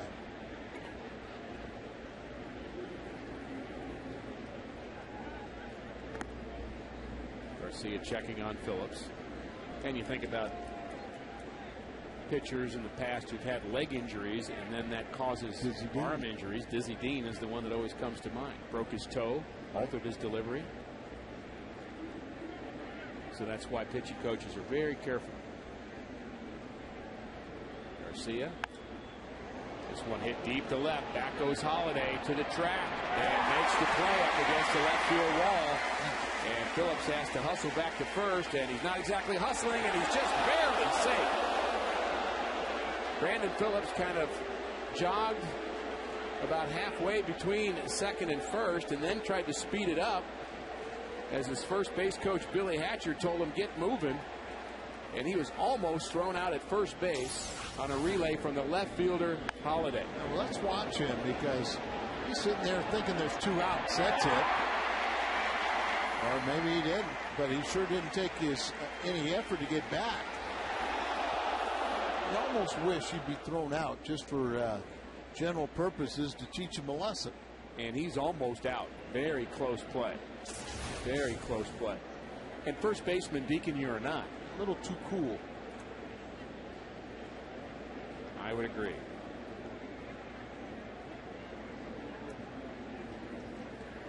I've been hard on Brandon Phillips in the past, and I just started to get over that. Started liking him because he used to do that little home run trot, little one flap down kind of move that Jeffrey Leonard used to do, and I kind of have a sore spot about that. He had a lot of play with a lot of flair, but he's been able to back it up with his physical talent. No doubt about that. Jay Bruce, there's a good fastball, just misses low. Bruce has flown out twice. Cardinals intentionally walked Johnny Gomes in front of him his last trip, and he flew out to right to end the 3rd inning. Garcia in search of his 5th victory of the season. Ball hit on the ground to Schumacher, and he handles it easily and takes care of Bruce. Leadoff single is wasted. Rasmus, Molina, and Schumacher when we come back.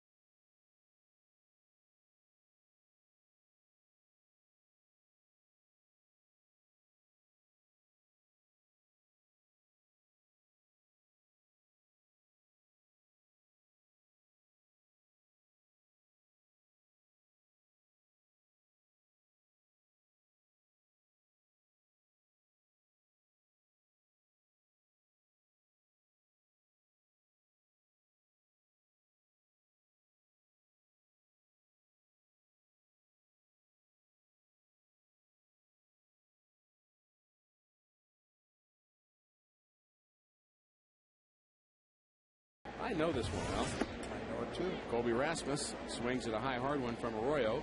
Underway here in the bottom of the 5th. And it's not maybe who you might think. If you Right. didn't happen to have maybe read it recently after Albert did it, you might not guess this man. But what a great player he was. Did you ever meet him? I never did. Got to know him a little bit. Johnny Mize. He had 3 great years. You look at those 3 years he had back to back to back. There's a phenomenal year. Pre-Anheuser-Busch owning the ball club, and he was not real favorable of Cardinal ownership. 1-2 to Rasmus. High. Big cat. I was wondering if he was just a big, strong guy. Is that how you would define him? Yes, he was a big man. We all know as you get a little older, you put on a little more weight. But really? Unfortunately, Didn't know that, Al. So I'm not sure, but I mean, when he had to be one of the bigger players in his era, as he was, well over 6 foot and a big burly guy. Rasmus showing a very good eye, taking a lot of very close pitches, and a leadoff walk for Rasmus. And brings in Yadier Molina. Rasmus has been stealing bases better of late. He's now 6 out of 10 in stolen bases, tied for the team lead with this guy, Yadier Molina. Go figure. It's the 5th walk by Arroyo. 2 of them have been intentional passes to Albert. Very good hit and run man. Not options here. Hit and runs 1. Straight steal is 1. Bunting Yadi's another. Cardinals trying to tack on to their lead. The Reds throw over, seeing if somebody will give away what the Cardinals' plans are. You mentioned, talking about Johnny Mize, Maury Martin passed away recently, former Cardinal player, and was a distinguished serviceman. He was in the Battle of the Bulge at the Remagen Bridge. The Bulge took place in D-Day and several amphibious landings, Sicily throughout. And I understand I TiVo'd Battle of the Bulge. I've seen it many times, great movie, but I'm very curious to see, because he was left with 2 other GIs buried in a farmhouse, and I kind of remember a scene like that, so I'm going to go look at they clawed their way out. They were left for dead and then rejoined their battalion. But I'm sorry to hear about Mr. Martin. Spent 10 years in the big leagues.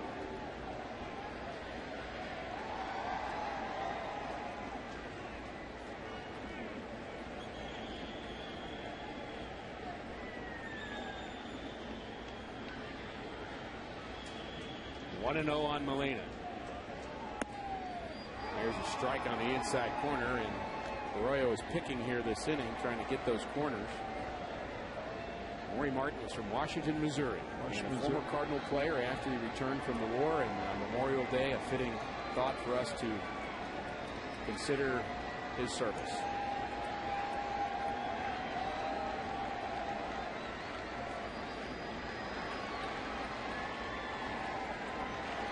One and one. There goes Rasmus. Hit on the ground is short. They'll have to hurry. Safe at second and out at first, as Rasmus got a good enough jump to slide safely into second base, but the Reds trying to turn a double play the hard way. The reason you start that runner is to avoid hitting into a double play. Even those balls hit pretty sharply, Rasmus with that great lead, the underhand shovel pass to second, and Obi beats it out at second base. And do we have this typical 6-4-3 ground out right. To get Molina. And Schumacher with a shot at another RBI. He had his 11th RBI in the second inning. Bears repeating, what was that, the 6th Cardinal sac fly? Only the 6th of the season. Orlando Cabrera is tied for the National League lead. He has 6 by himself. Just not one of the ways the Cardinals have produced this year. Garcia looks as if he will take his turn as he's on deck. This ball hit to the first baseman. Bad hop, and it gets into right field. And Skip Schumacher has driven in Kobe Rasmus with the 5th Cardinal run of the afternoon.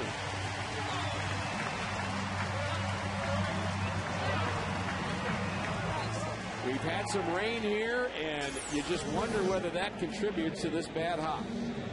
So over here, and then it hit right at the lip, the edge of the grass and the infield, and I think that produced the bad hop, not the conditions, as the grounds crew put the tarp on the field at the assistance of the umpires before it even started raining. So the infield playing conditions are very good. Good break for the Cardinals. Garcia to bunt. And he fouls this one back. Not a good bat angle for Garcia. Right. Dropped it, and the barrel was end up higher, producing a little pop-up. Carlos Fisher. Cardinals have seen him a couple of times already this season, hard-throwing right-hander. I don't think anybody taught bunting as well as George Kissel. Made it a lot of fun. Made a little contest. Every spring training, he'd take the young pitchers and have you stand on home plate with a pitching machine. I don't know if he ever did this to you, Al, but he'd have the pitching machine. He'd make you stand on the plate and try to bunt a ball that was coming right at you. He'd make you do that, about 10 times just to get rid of the fear of the baseball. I have to remind you that electricity was not discovered when I was in my roots. Sorry. So, used old-fashioned arms. No pitching machines, Al? Oh, no. How about you remember the sliding practice?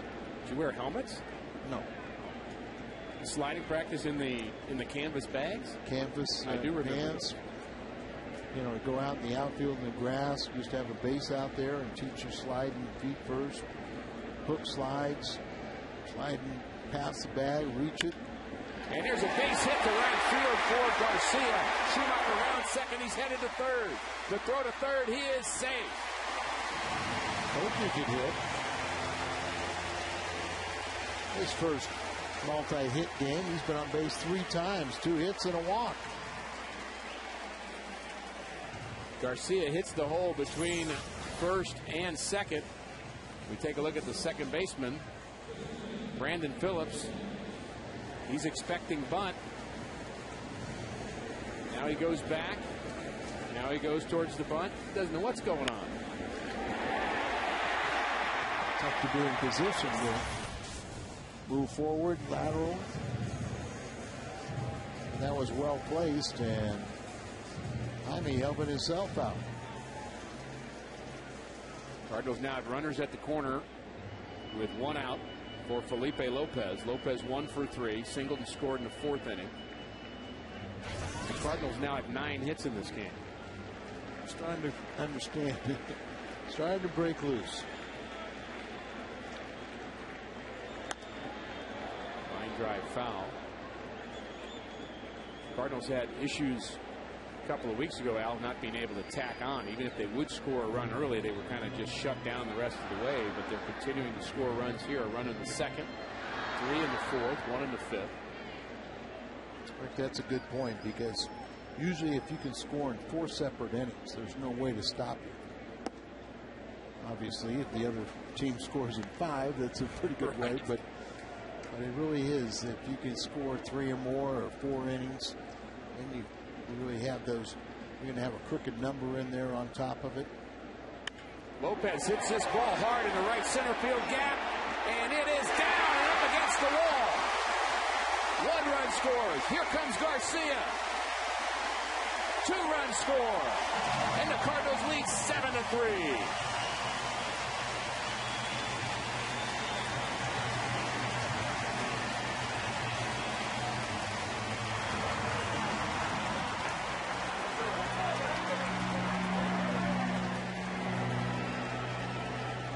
Bay, 2 for 4 now.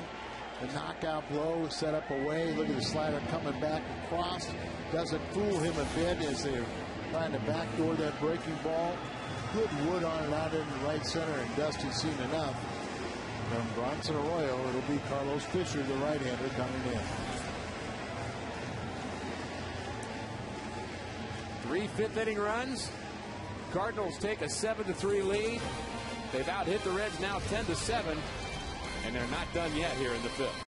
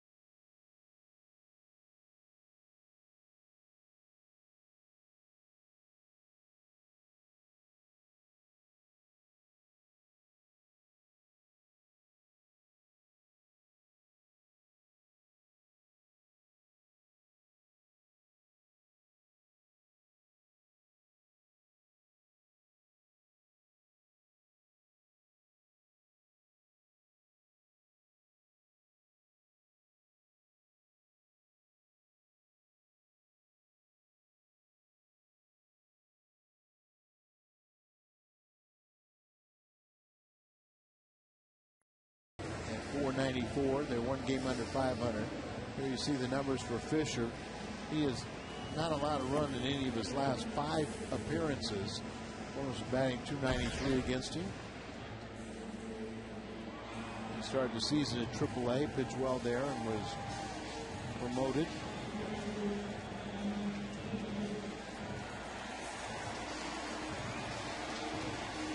And his first assignment will be Ryan Ludwig, who's 2 for 3, a double and a single. RBI, scored a run. His average up to .292. Pretty typical numbers for Ryan Ludwig. He's been steady. Kind of a streak hitter, but over the course of a season, you can expect these kind of numbers from Ludwig. And the first delivery from Fisher is a slider high. I'm a big fan of Ryan Ludwig, and you have to deal with some of those streaks. Sometimes you'll get into a few more strikeouts than you like, but it's all said and done, those numbers will be there, and always good defense. I would say he has been the Cardinals' best defensive outfielder, hands down.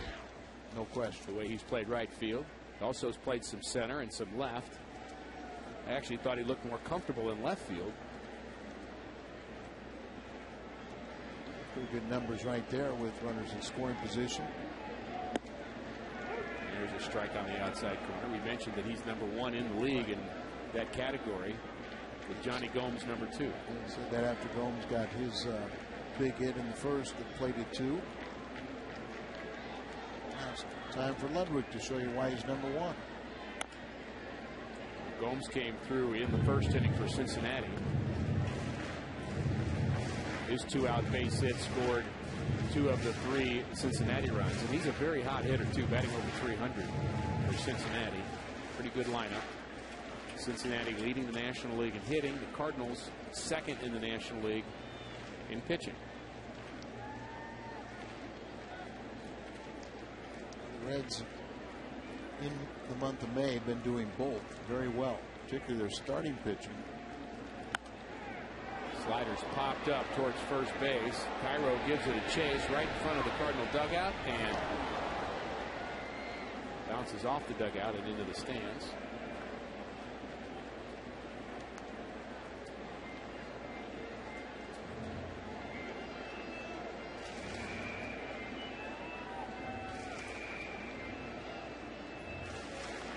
Ludwig's already reached Arroyo for 2 hits in this game. He's 1 away from tying Albert with 7-3 or better hit games in the season. And hopefully he'll get it right here. The 2-2 is fouled off. It was a good fastball, a little late on that pitch. You throw some fastballs by Ryan. You can. But starting to have a pretty good at bat here, getting the feel. I was considering to be a breaking ball or really a low ball hitter. 2-2 is a breaking ball a bit high. And he's so good at hitting the ball the other way, too, Al. Yeah. So like a lot of Cardinal power hitters. I'm sure when you saw a hanging breaking ball like that, you ducked. Oh, man, you bet. I better believe it. I ducked. And Albert will hit next. Inning not over. Full count to Ludwig. That's high. Boy, you don't want to do that. As Albert steps to the plate, we'll remind you to be sure to visit Busch Bash prior to every Friday home game in Ford Plaza. The live music and player appearances June 4th will feature Ryan Franklin, Cardinal closer. For specific details of future player appearances, please visit cardinals.com/promotion. Albert leads in on-base percentage. He's added to that today with 3 plate appearances and 3 times on base. There's a slider, another slider from Fisher. I tell you what, if he hangs one of those, how about another Big Mac land? Albert seems pretty locked in. 2 runners aboard. 1 out in the Cardinal 5th. Ball hit on the ground to third. Rowland handles it to second for 1 and on to first for a double play as Albert Pujols bounces out 5-4-3 to end the 5th. But the Cardinals pick up 3 more. They lead.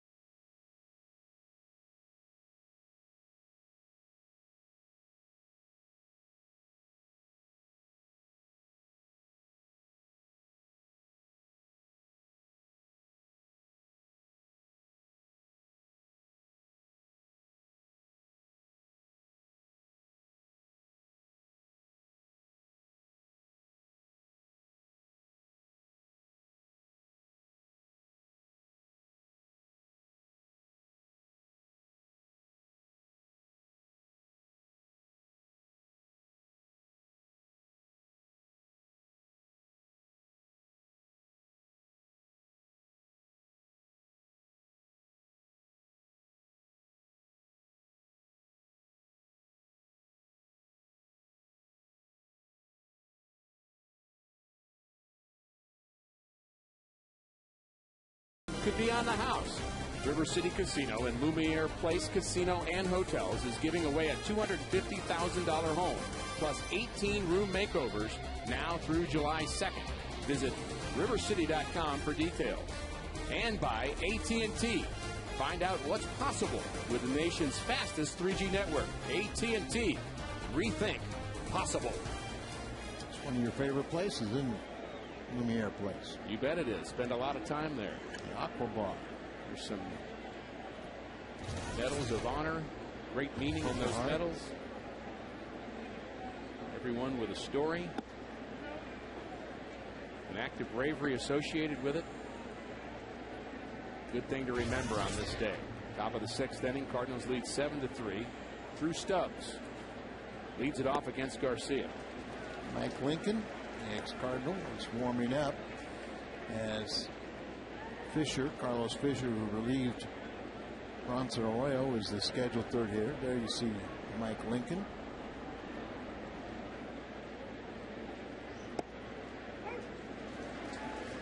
I think those concerns we had for Jaime are a little premature, so good to see him back out there. And I think it's probably the case that you talked about. It tweaked it a little bit, but now it's fine. He seems much more locked in. 1-2 to Drew Stubbs. Ricky, it's such a fine line as your peers and you have that macho thing. You got to go out there. You got to understand whether it's whether you're just not 100% or whether you're hurt. I learned from Dave LaPointe early on. He told his pitching coach, our pitching coach, who played with the White Sox together, he said, don't ever come out and ask me if I'm tired, because I'm going to lie to you. That's it. Long foul ball off the bat of Drew Stubbs. He said, if you can't tell if I'm tired, don't ask me. And he's right, because you are so geared to keep going. You're not geared to stop. And then somebody's going to second guess what you say, so you can make the decision. 2-2 pitch. On the ground foul. You have no guts if they take you if you want out, and then if you're trying to be really honest, then they get accused of that. It's like a guy like Carpenter, who no one's going to question his integrity or his what a bulldog attitude. And he says, I'm going to go as hard as I can until they tell me. And if they say, okay, you're out of here, I will not question them. But in the meantime, it's like, I'm going to be out there. Not what he wanted to do, the leadoff walk. Leadoff walk to Stubbs just a few minutes ago. A nice round of applause here at Busch Stadium for Chris Long, who proposed. He's heading off to service in Iraq in 2 days. And my understanding is his proposal was accepted. I wonder if he's going to be, if he's going in a couple days. And we're going to have that telecast, I think, in July 3rd. I think you're right.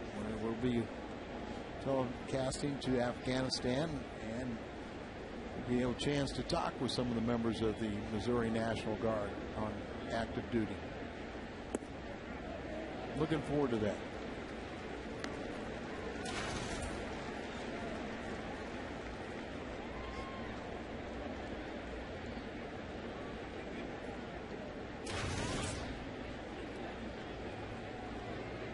Seven pitches for Garcia.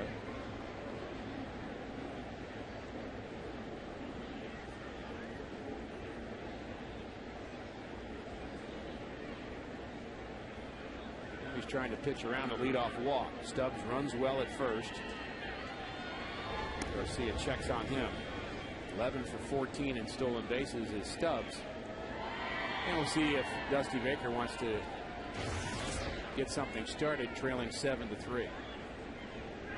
Sometimes when that's your game, you got to go to it, even if you're down. Garcia gets his fair share of ground ball out, so be the difference of hitting into a double play or putting a man in scoring position.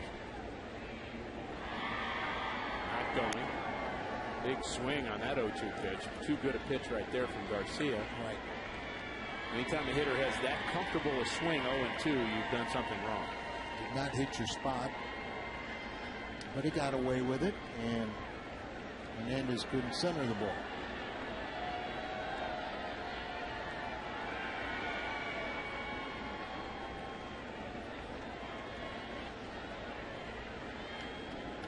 I mean, in a good position, though, even with a good base runner on. If you keep him close, give Molina a shot, you'll take your chances all the time and stop the running game. There's a swing and a miss, and down goes Hernandez. Strikeout number 5 for Garcia. Good slider, cutter. Just swinging over the top of it. Fisher's going to hit for himself now. As Mike Lincoln will sit down. Guess they didn't like the way he warmed up.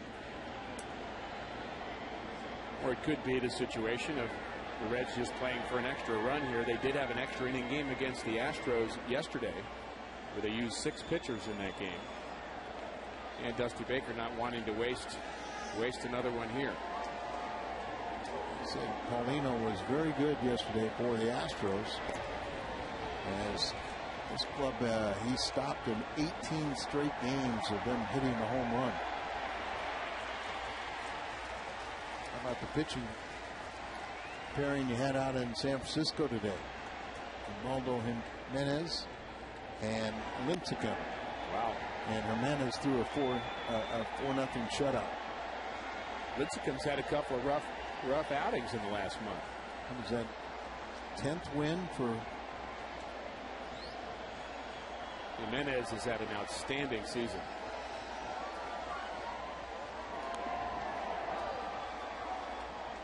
We haven't reached the 1/3 point of the season yet. He's already got 10 wins. Do the math. He's got a shot, but anytime you want to bet on it, I'm ready to bet you that he doesn't get it. I'm not going to take that bet. And I'll bet you he doesn't. I've been around. And I bet you he doesn't break Bob Gibson's ERA mark too of 1.12. As he's well under 1 run. Been some very well pitched games throughout baseball in 2010. A couple of perfect games already. No hitter. A lot of shutouts. Jimenez hit and pitched one of those no hitters, and what Halladay did one over the weekend. Perfect game. Perfect game. There's a bunt attempt and strike 3 as Fisher did not look very good on that bunt attempt. Cardinals Care jerseys off our backs day is Saturday, June 5th. All fans who make a $1 donation to Cardinals Care will receive a scratch-off ticket, and every ticket is a winner. The grand prize is a game-worn jersey signed for you on the field by a current Cardinals player. June 5th. It's a great promotion. And It at sure the game, is. the ball player takes it right off his back, signs it to you. And a great homestand here too, Al. The Cardinals playing 2 rivals in the division. At Milwaukee, who really having a tough time. They lost today 13-5. Cubbies were beat by Pittsburgh 2-1.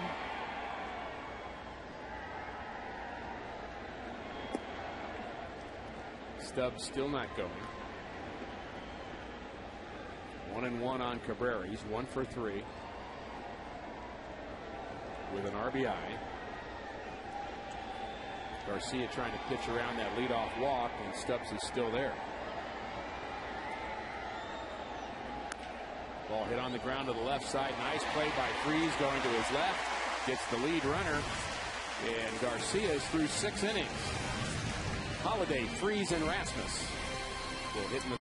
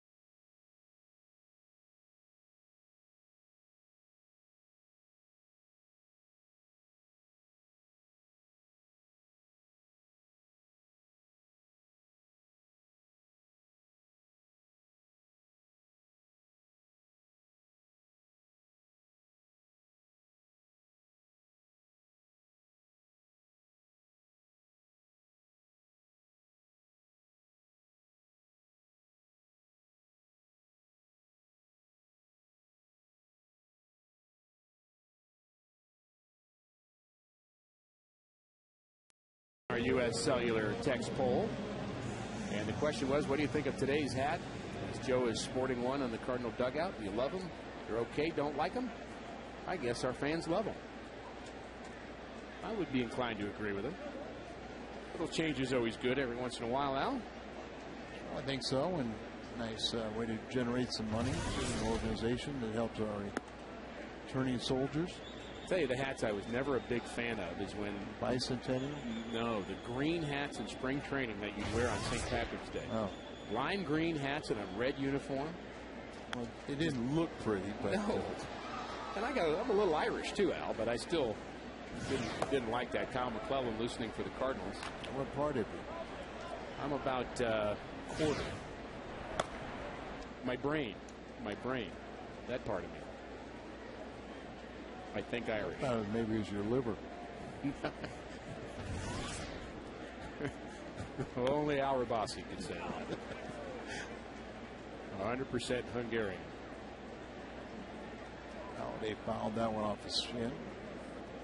He's had another good day. Big hit in this game was Holiday's 2-out, 2-run double. The umpire, Scott Berry, behind the plate, gives Holiday a little extra time.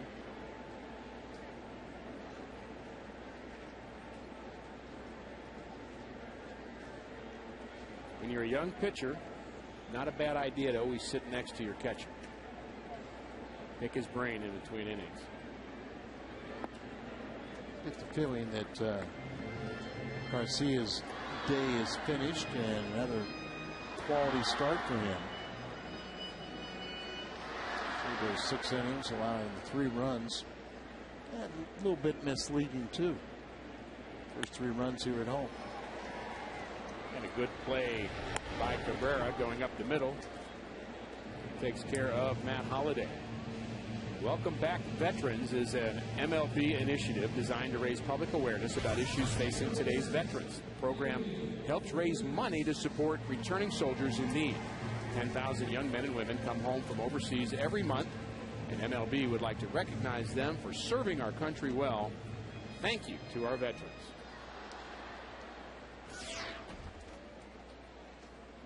Nice crowd here today at the ballpark. They've had plenty to cheer about. 7 Cardinal runs on 10 hits. They had to endure an hour and 1 minute rain delay. But it's Memorial Day. Where else are you going? Why not spend time here at the ballpark? Have your picnic later. Already celebrated. The ants can wait. After you finish talking to the veteran catcher, then you go find a veteran pitcher to talk to. There's a base hit down the line. First hit of the day for Freese. Looks like it'll be a double. It's just inside the third base bag. Hard to get a ball past Scott Rowland. He is so good on that play to his right. He looks a little frustrated that he came up empty on this, but he's got a wide range to go and just got underneath his glove and into the corner. Cardinals playing this game. You get a share of first place. There's a few things on the line today. As Rasmus pops one foul. And Ottavino listening on to that conversation. Maybe he'll learn something. That's what's good about Jaime is he's really been a sponge, or he'll go ask questions and try and become better, learn. It's just. And you know, you can ask questions and annoy somebody, and you can ask somebody questions the right way. And I think Garcia's doing it the right way. Yes, and it's just really, I think about it ever since Tony's been here, whether it's been a Stottlemyre, Pat Henkin, Carpenter, now Wainwright assuming that mantle with Chris. You know, I think Brad Penny will get into that role that we're, you know, they're really passing on. They really go out and they watch each other take their turns in between starts. They warm up, watch a guy, try to offer support, learn. You know, the first year that Andy Bennis came down to our Legends camp, and we had the pitching session, and I said to Andy, you just recently retired, and I said, did you hear anything? No. He said, I can't say that I heard anything new, but he said, I did hear someone else's way of saying it, right, that it kind of clicked. Exactly. And that's part of it is maybe one guy will say it a little different way and you fully understand what some people have been trying to tell you for years.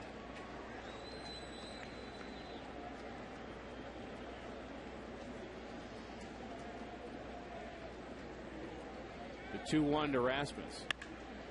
Is hit on the ground and into the hole in the right field. Another base hit for Rasmus, and that will score David Freese with the 8th Cardinal run of the afternoon. They lead 8-3.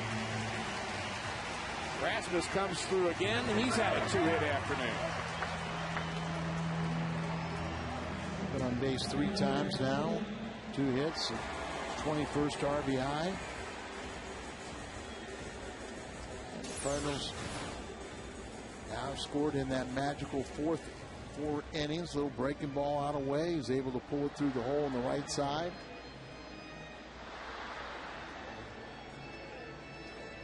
Can't come up with it. No throw home. We talked earlier, Al, about the feast or famine for the Cardinals offensively. In their last road trip, 6-game road trip, as this ball gets away, a wild pitch advances Rasmus to second. In the 3 Cardinal wins, they averaged 8 runs and hit .348 in those games. In the 3 Cardinal losses, they averaged .3 runs and hit .198. And there's no doubt about it. Ryan Price, and there you see the numbers, winning versus losses. And the home runs make a difference. And Mark McGwire has been trying to preach. You know, just everyone stay relaxed, stay under control. We're going to have some fun here. Sort of a learning process, but still, I get a chuckle at how many fans think that it's the hitting coach's fault. Right.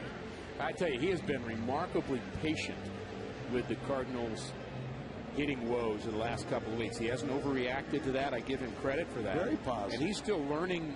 He's still learning this job. Clearly, he knows hitting, no doubt about that. He's saying the right things, but just as you said, he's saying it the right way, that it connects with the right person. He and Albert have been talking a lot on the bench about hitting the last couple of days.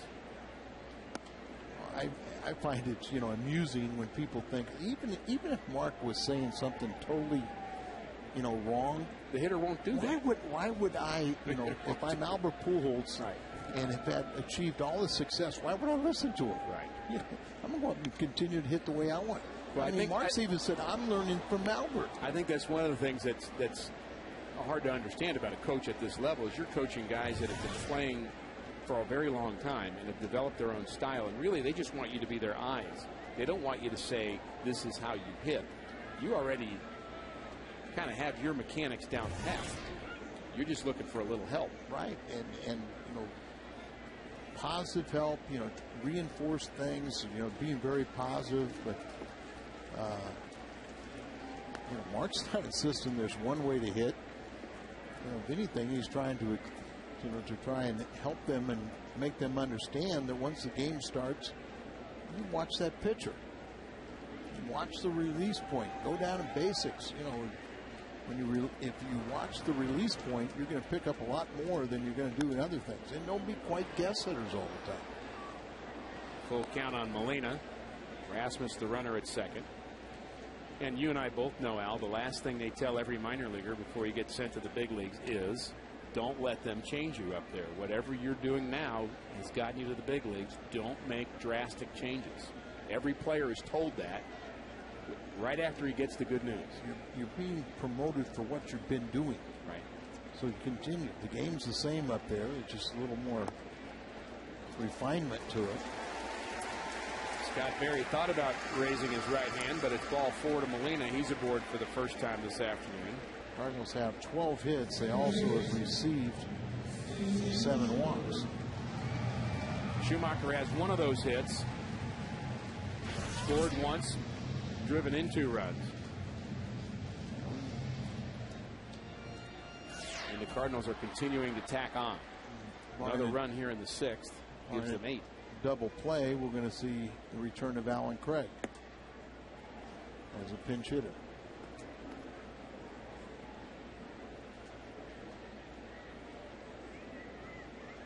He looked so good to me in spring training.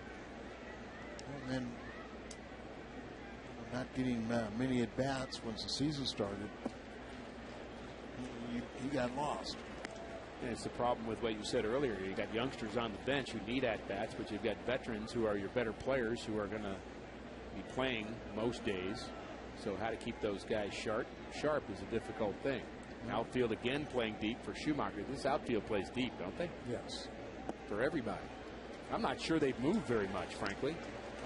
Drew Stubbs is usually playing on top of the arch. See it out there in center field. He's usually on the top. It's a great view up there on top of that arch. Yeah. There's a strike on the inside corner, 3-1. How do you think Dusty Baker feels about all these walks his pitchers have given up? Dusty was telling me before the game they're playing the final 3 games in 20 straight. Ball 4. Another walk delivered by a Reds pitcher, and I think Dusty Baker has seen enough of Carlos Fisher. Mike Lincoln has been throwing in the bullpen for the Reds. He eyeballs Mike Lincoln. Claps his hands. See you later. Mike Lincoln will be the 3rd Reds pitcher of the afternoon. He'll face Alan Craig when we come back.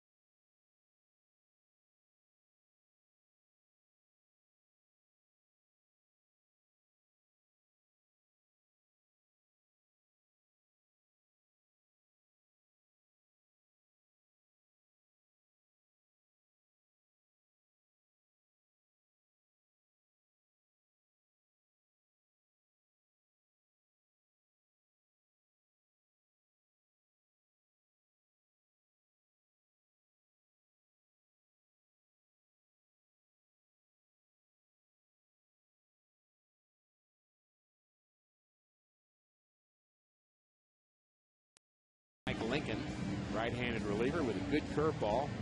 Has very good stuff, but his numbers, Al, different story. I remember he missed about 3.5 years coming back from Tommy John surgery. He's 34 years of age now. That might surprise you a little bit. Battle back, complete present third. Persevered through the problems, and John Jay will now hit. Was Craig ever announced? I believe Craig was announced. So he has now lost. And John Jay, who hits from the left side, is 5 for 15 as a pinch hitter. And he hits with the bases loaded. The Cardinals with a chance to break out here in the 6th. A lot of changing of the signs by Cincinnati Reds pitchers who keep stepping off and making that sign to the catcher. I want to throw something different. First pitch to Jay is a swing and a miss on that good sweeping curveball. Very sharp curveball of Mike Lincoln. John Jay is hit safely in 4 of his last 7 pinch hit appearances. 5 for 15 overall in the pinch, but the curveball may be a new weapon he hasn't seen. There is it again. It's a swing and miss pitch that for Mike Lincoln hurt his arm. He was pitching with the Cardinals, really getting extensive work, and then that blew out the elbow, really battled back, and really wished a guy like this great success. He struck out the side in Houston as a Cardinal pitcher in one of the most dominating innings I have ever seen. There's a ball inside the bag and into the corner. John Jay comes through again as 2 runs score, and the ball is lost underneath the stands down the right field line, and it's going to go as a ground rule double, which will send Schumacher back to third. And the fans not happy about that, but a smart play by the right fielder, Jay Bruce. That's the first time we've seen that happen, as they got underneath the padding, and Jay Bruce played it perfectly as Kobe Rasmus got a little less. And see how he got stuck underneath the State Farm sign right there, and he threw up his hands, constituting that it's if you reach in and the ball's still in play. And that's what happened to Kobe the other day in the outfield in Chicago, as he reached into the ivy. If you sit there and say, I can't see it, it's lost, it can be a ground rule double. If you reach in, then it becomes a triple, or possibly even a, inside the park. Felipe Lopez has had a good day, as has most of the Cardinals' batting order. How about the 9th spot in the Cardinal batting order? 3 for 3 with a walk. Curveball misses. Jaime Garcia was 2 for 2. He scored twice. Now John Jay with a pinch hit here in the 6th. And that is the first RBI of John Jay's big league career. He got off to that great start at AAA, had a 16-game hitting streak, Cardinal minor league player of the month of April. Got promoted with about a week left. It was April 26th. And he's done a very fine job up here. Pinch hitter or spot starting.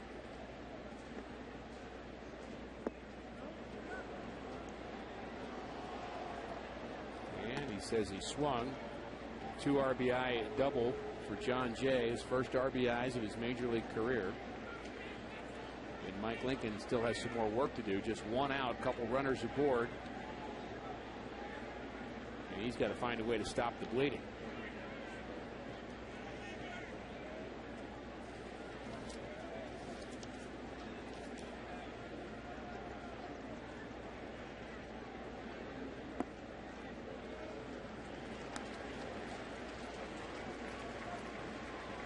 Well, we wanted some crooked numbers.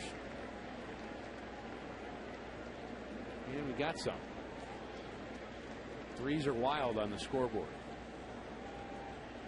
Full count to Felipe Lopez.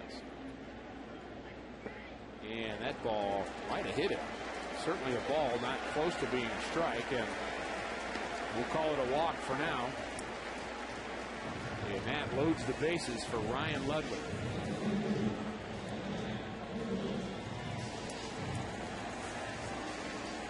Schumacher, the runner at third. John Jay, the runner at second, and Felipe Lopez aboard for the 3rd time today. And there's some crooked numbers for you, Al. Well, that's what you love to see. It's hard to stop those crooked numbers. It's hard to win without them. You know, 7's a crooked number too. Take it.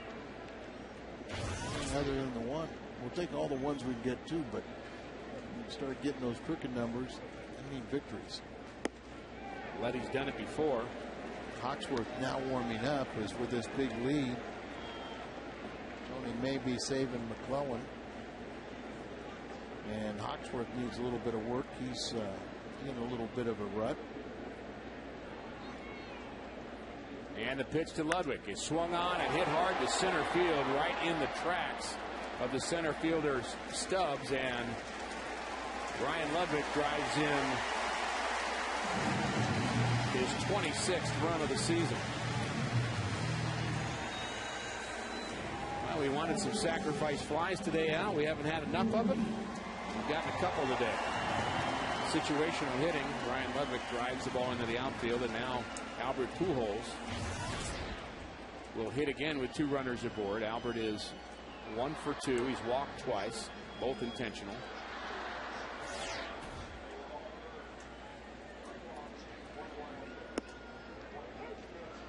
everybody's had a chance to hit here for the Cardinals in the 6th inning. He seems to see the ball pretty well against Mr. Lincoln.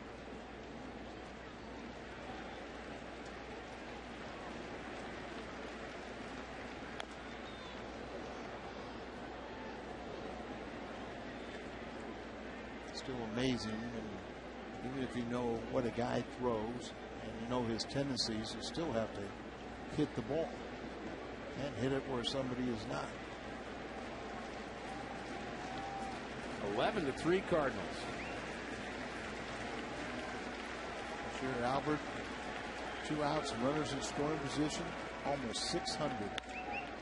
And there's a ball that's going to get down. Another base hit for Albert Pujols. Ball gets away from the center fielder Stubbs. And Lopez is held at third as Albert Pujols delivers again. 12-3 St. Louis. His 39th RBI. Look at how a hanging breaking ball just right off the end of the bat, but just flips it out over the infield.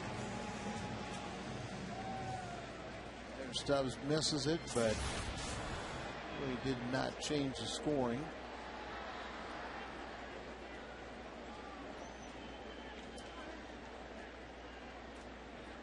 And Matt Holliday takes a pitch at the knees. It looks like they may have given E8 allowing Albert to hit second, but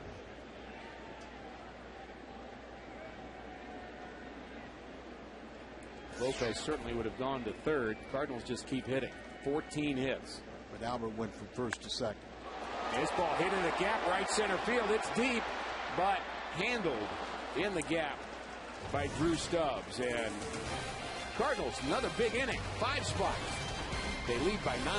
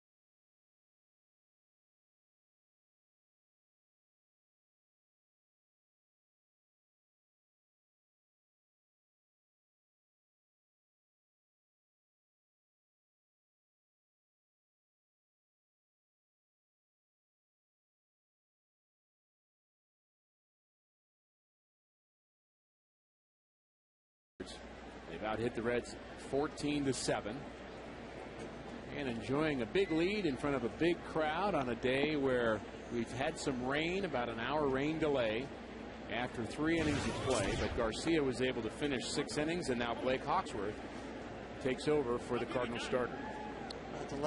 Last 11 days for Blake has been tough. His last 3 outings he's allowed 8 runs. It all kind of started with a little groin injury, the second time he's experienced that. So with the big lead, maybe he can settle in here and get a few innings under his belt and find his success again. Perfect kind of game to have in it. McClellan, when the inning started, he was going to be the reliever, but with a 5 spot, now we find Hawksworth. And there's a good start for Blake, 93 at the knees. And if he throws the ball down there, he has terrific movement. You know, his very good changeup. Slider is good enough, but it's just hitting those spots and down in the zone. Kind of hard to imagine why his streak has been as bad as it's been, because he's still throwing fairly hard. I guess it is just missing the spots for him. But boy, you watch him pitch and you think, boy, he's unhittable at times.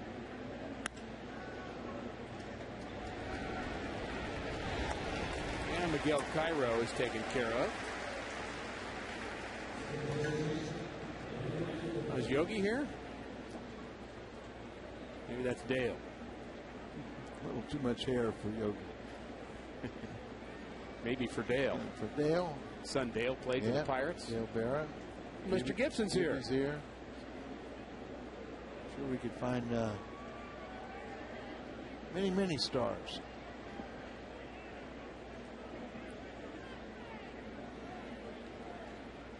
Brandon Phillips, 2 for 3. Outstanding hitter.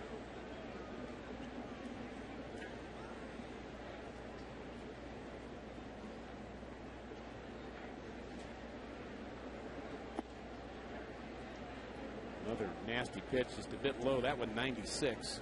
I'll tell you, I like the fact that the Cardinals have started to come up with some arms in the bullpen. Some of their younger pitchers that are coming up throw hard, and kind of hard to beat that, Al.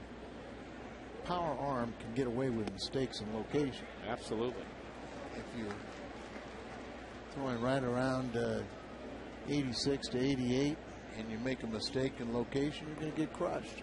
There's a couple of power arms and a couple of left-handers. Left-handers don't have to have power arms. They have to be tricky, wily veterans. But Mott has been very good lately. There's Franklin. The veterans sitting by themselves, and then the young, hard-throwing right-handers sit by themselves. Mott on the left, Boggs on the right.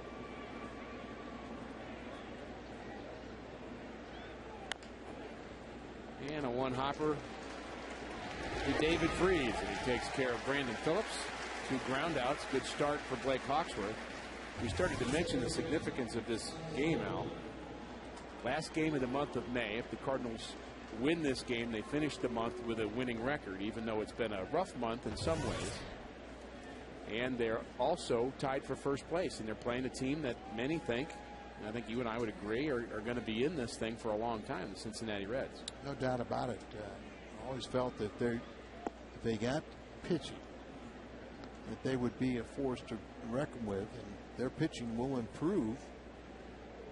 Young Cuban defector Chapman will be on its way. Volquez is coming back from surgery, so they should be in it for the long run. There's a 2-out hit for Scott Rowland.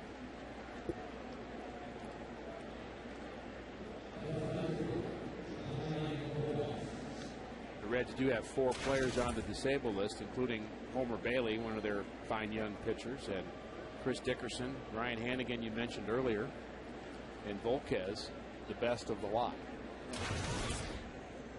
So Chapman and Volquez were one, and then Homer Bailey, who we have not personally seen him pitch as well as he is advertised, but and he's beaten somebody. Yeah, he's done some. He just had a couple really good games before he got hurt. Oh, the infielders got to play that inning. Bottom of the 7th, 12.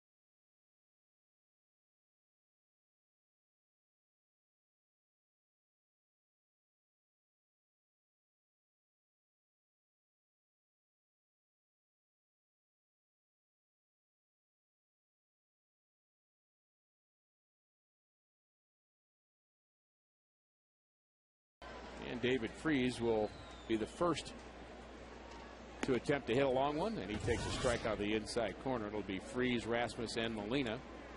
And the Cardinals, Al, have had production from everybody in their lineup. It's fun when you do that. Everyone feels like they're contributing. And another contribution by David Freese. You mentioned he gets most of his RBIs in his first at-bat. Started out 0 for 3, and today he's doing it differently. 2 straight hits here late in the game, and now he's had a good day. 2 for 5 is David Freese. That brings in Colby Rasmus. And Rasmus, who is on pace to strike out more than 175 times this year, has had a good afternoon. In fact, the Cardinals, Al, have only had 1 strikeout today, and that was Felipe Lopez.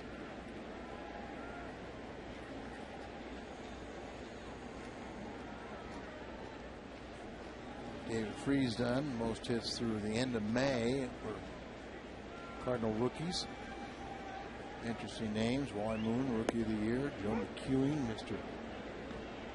Utility; Albert on there, Rookie of the Year; the Gotai.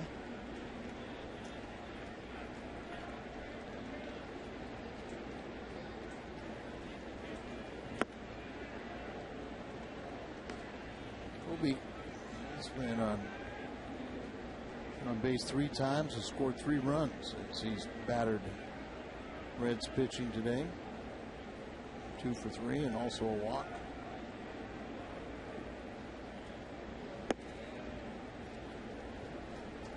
2 and 2 to Rasmus. Rick, the Cardinals as a whole were striking out on a more frequent basis than we're accustomed to. And oh yeah. Now we're starting to see when they do put the big hit attack on, the strikeouts are down. Well, you're less likely to foul off pitches early in the count. The pitch that you can handle, you put in play, make something good happen with it instead of being constantly in 1 and 2 counts and 2 and 2 counts, where a pitcher can, he knows what he's doing, can abuse you. Full count. Ball hit into center field, actually third base. The ball had a lot of backspin on it. How about that ball was headed into center field? We talked about Chris Long earlier, by the way, Al. The man going to Iraq. We misidentified which gentleman he was. There he is. Here's the one with the proposal. He's headed to Iraq in a couple of days. And I think she said yes. Very nice. We appreciate his willingness to serve. And we appreciate her saying yes here at Busch Stadium.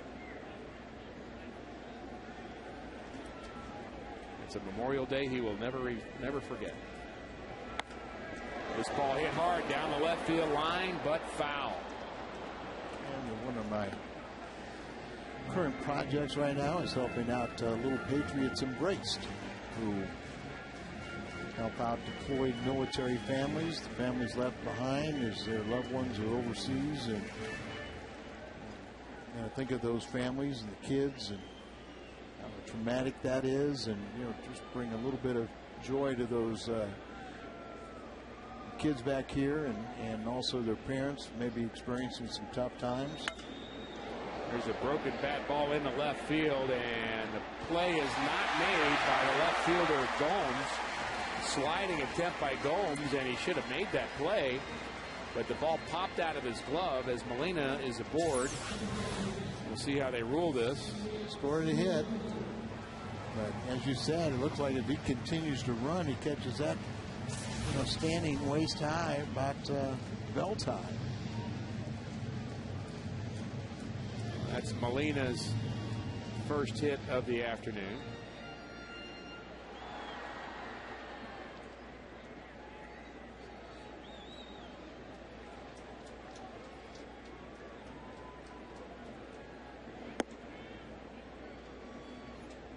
Skip Schumacher is 1 for 2, a sacrifice fly, walk, and a single.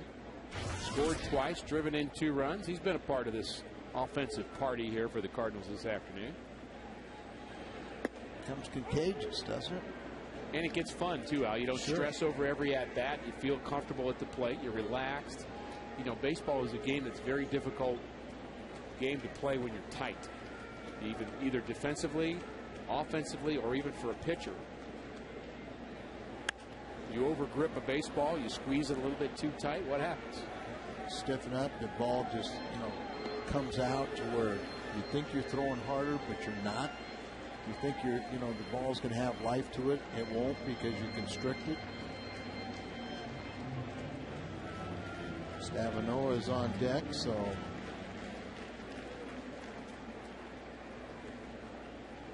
like Miller warming up.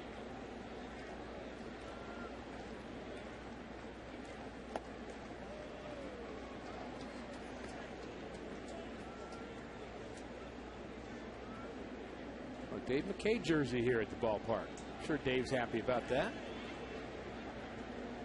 Maybe that was one of those jerseys off the back deals.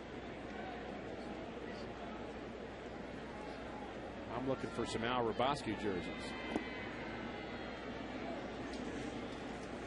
Don't waste your time.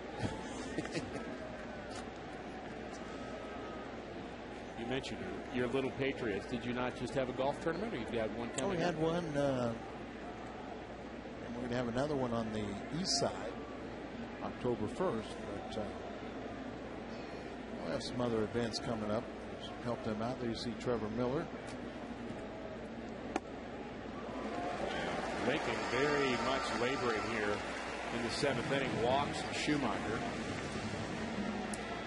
And the Cardinals have bases loaded again. And this time Nick Stavanoa will get a shot at driving in some runs. Still, Stavanoa has been a great pinch hitter for the Cardinals. 7 for 32 as a pinch hitter, including a couple of home runs. Frees the runner at third. Molina, the runner at second, and Skip Schumacher, who just reached via the walk. I think that's 10 walks to go along with 16 hits. Way too many walks. 10 walks, and the Cardinals have only struck out once. Arroyo walked 5, 2 of those intentional. Fisher 3, and now 2 more by Lincoln. Ball hit on the ground to third, could be 2. Roll with the second for 1, and on to first. And Stavanoa bounces into a inning-ending double play. So no runs for the Cardinals in the 7th, but they've got plenty.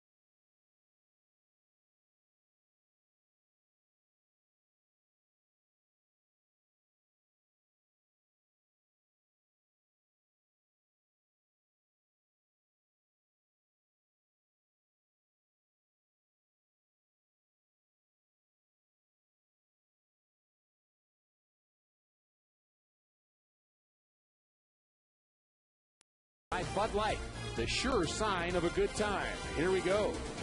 By AT&T UVerse, a better TV experience. Visit att.com for details. And by Bank of America, Cardinals banking only at Bank of America.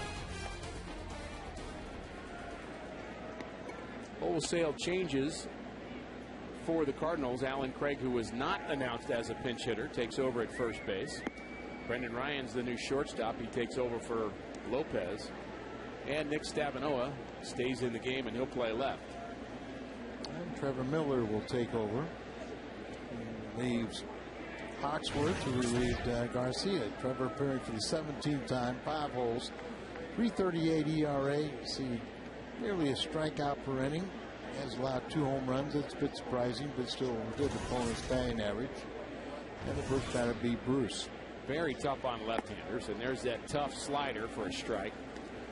Miller has to work a little harder against right-handed batters, but left-handers just do not see the ball well coming from down south.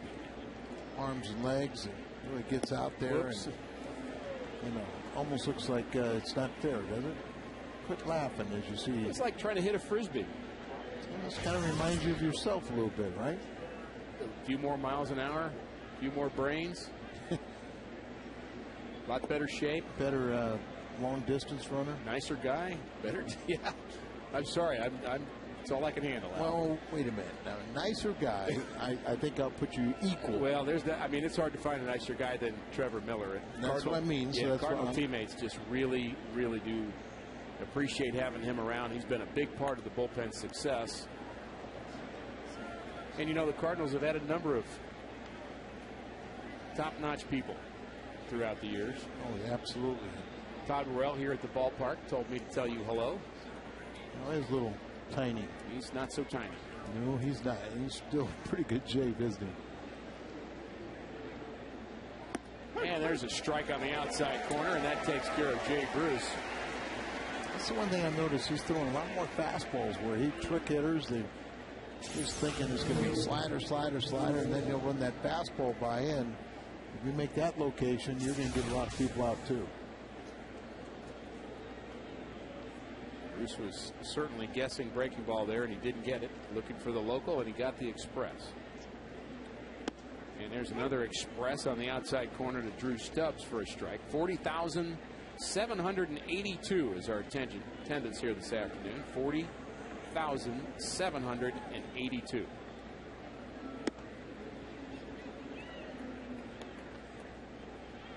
We mentioned Todd Worrell is one of those people here today. He's here with his wife Jamie and their family, and a number of the Rams players are here at the ballpark today, enjoying Memorial Day Cardinals game. This ball hit into the gap, and it's going to be down and to the wall.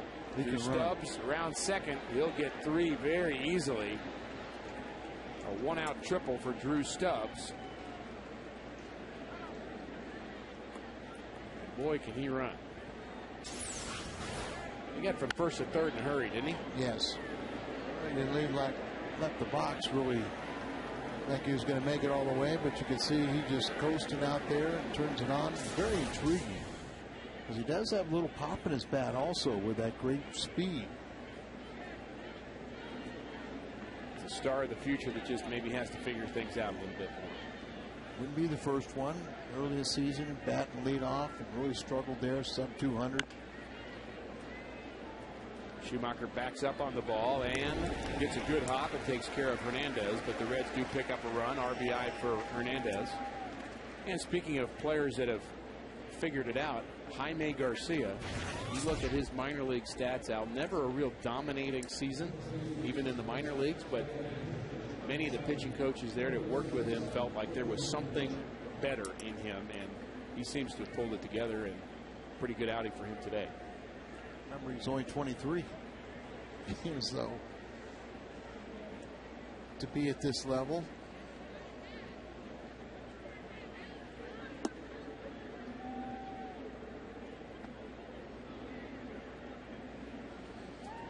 Corky Miller now pitch hitting. Trevor Miller. Swing and a miss. He's got the almost a full Fu Manchu to kind of add to his the legend of Corky Miller. He looks like the guy in Major League right now. Yeah, I just saw that movie again the other day. Wasn't that Vukovic that played that? Yes, played Vukovic. That guy? A little bit like Vukovic there with the Fu Manchu. He's much more handsome than Vukovic. Okay. I won't tell him you said that. Probably not watching us today. I'll tell him. 0-2 pitch to Corky Miller is a late swing. I don't think Vukovic really worried about his looks. No. And he went to that school of pitching that you don't want to look pretty out there in the mountain. Pretty old school. Pete Rose jersey. Don't see too many of those.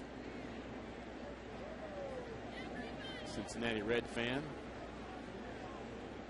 enjoying Busch Stadium. Brock, Gibson, Rose, Berra. I'm still looking for a Raboski. I think if we look hard, I'm telling you, we're going to find him. Ball hit on the ground, foul. Miller tried to finish his inning of work. There's a Raboski right there. Raboski right there. He just X'd it out. Don't worry, I didn't write on your shirt, Al. I'm not going to worry about it. You didn't wear your jersey to the ballpark today, Al. No. Why not? Ball hit deep to center field. But no problem for Colby Rasmus. Trevor Miller touched for a run.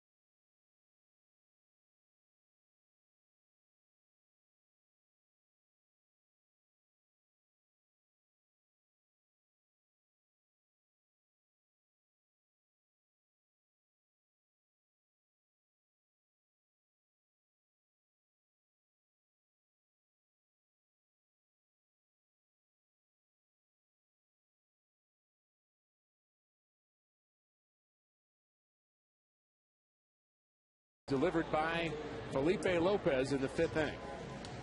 Drive out to right center, produces 2 RBIs.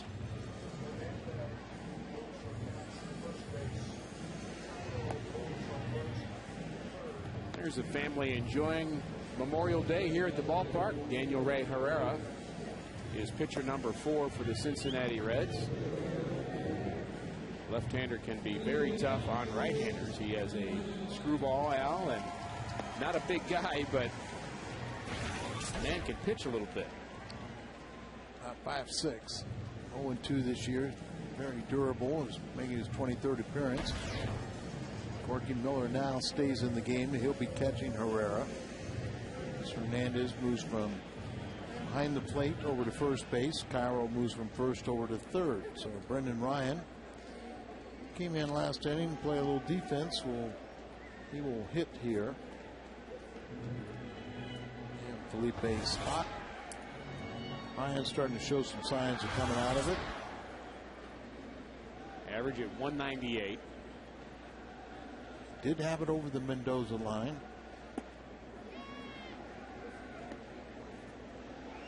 Here's maybe the best jersey of all. Stan. I have a feeling that someone will be wearing my jersey tomorrow just because you've asked for it. Well, I hope so. I will be looking for them, Al. I might even look at the green seats because I think it'll hit the green seats. All right. Anybody with tickets to tomorrow's game? Swing and a miss on the screwball. Please, please wear your Al Raboski jersey. Go out and buy one. Make one. That's Ricky pleading for that, but not me. That's right. 1-2 the count to Brendan Ryan.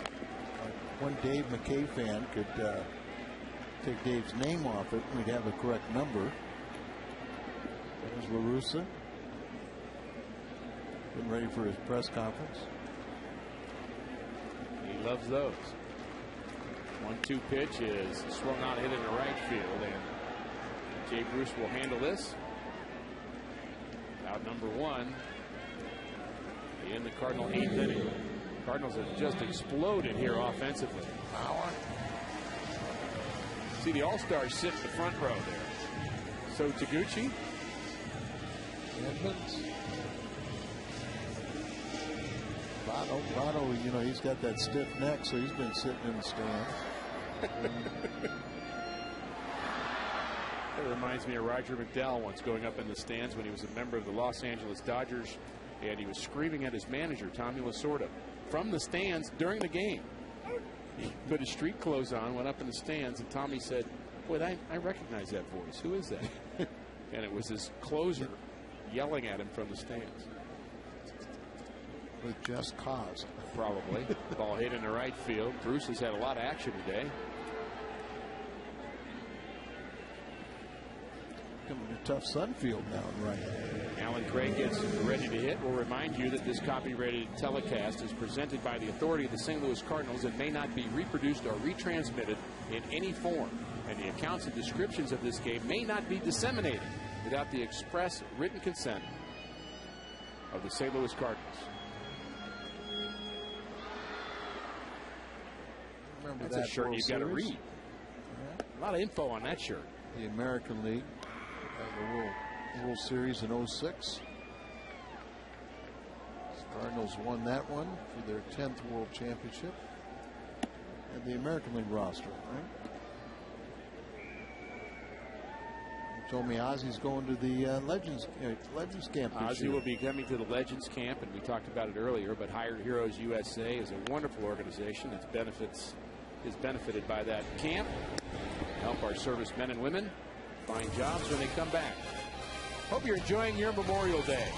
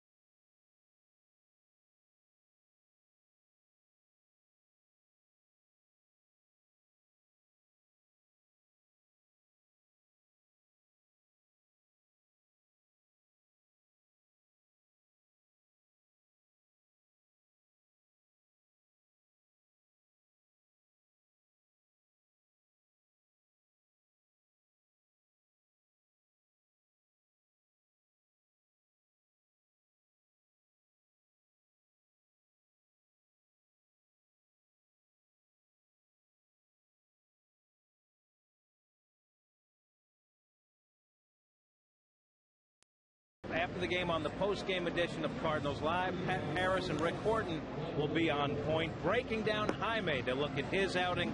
The bats come alive after the rain delay, and we'll have post-game reaction straight from the Cardinal clubhouse. It's all coming up after the game. For now, it's back to the booth, and Al and Rick. Dr. Horton pulling double duty today.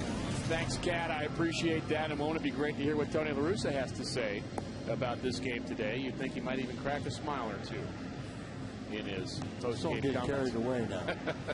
Well, you know, he's got to be excited about it. Of course, you don't want to draw too big of an inference about what you've seen today, Al, but you know, it's possible that we could be looking back to this game and say that something different happened with this Cardinal offense, and that maybe Memorial Day is the day you look back and say things got turned around a bit. I think it's more important to really look at the last week or so, and or say the weekend where Silva shut them down. But it's really from Thursday on. That's only 1 out of 4, 3 pretty good offensive showings. So hopefully that's more to come. Mitchell Boggs is on in relief of Trevor Miller. He's pitcher number 4 for the Cardinals, and Mitchell Boggs has had a decent year. Alan Craig out there in right field now as he stayed in the game. Giroux behind the plate, Molina at first base, and the Cardinals have used everybody.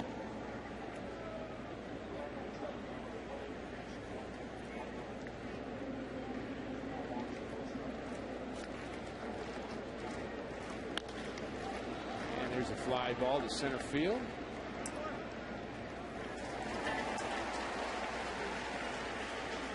Out number 1 here in the 9th inning. And we had a text poll earlier today. What is the most surprising division leader? And the winner, your winner, is the Padres. The Reds were in 2nd place, interestingly enough. Not too many people surprised by the Braves. Well, the Braves were not off to a very good start this year, but they've got a good team. And the Rays, you know, they're in the World Series a couple of years ago. I don't think anybody was really going to say that they would be able to outplay the rich teams, Boston and New York. Boston's starting to show some signs of coming out of it. Bobby Cox's last year would only be fitting for him to go out a winner. There's some other teams in that division that would like to see it differently, even though they respect Bobby Cox. Miguel Cabrera batting against Mitchell Boggs. 9th inning. The Cardinals just 2 outs away from tying Cincinnati for first place. I'm sure a lot of people wouldn't mind seeing Bobby win the division, but there you go. Hopeful that the Cardinals would overtake them to go to win the National League and go on.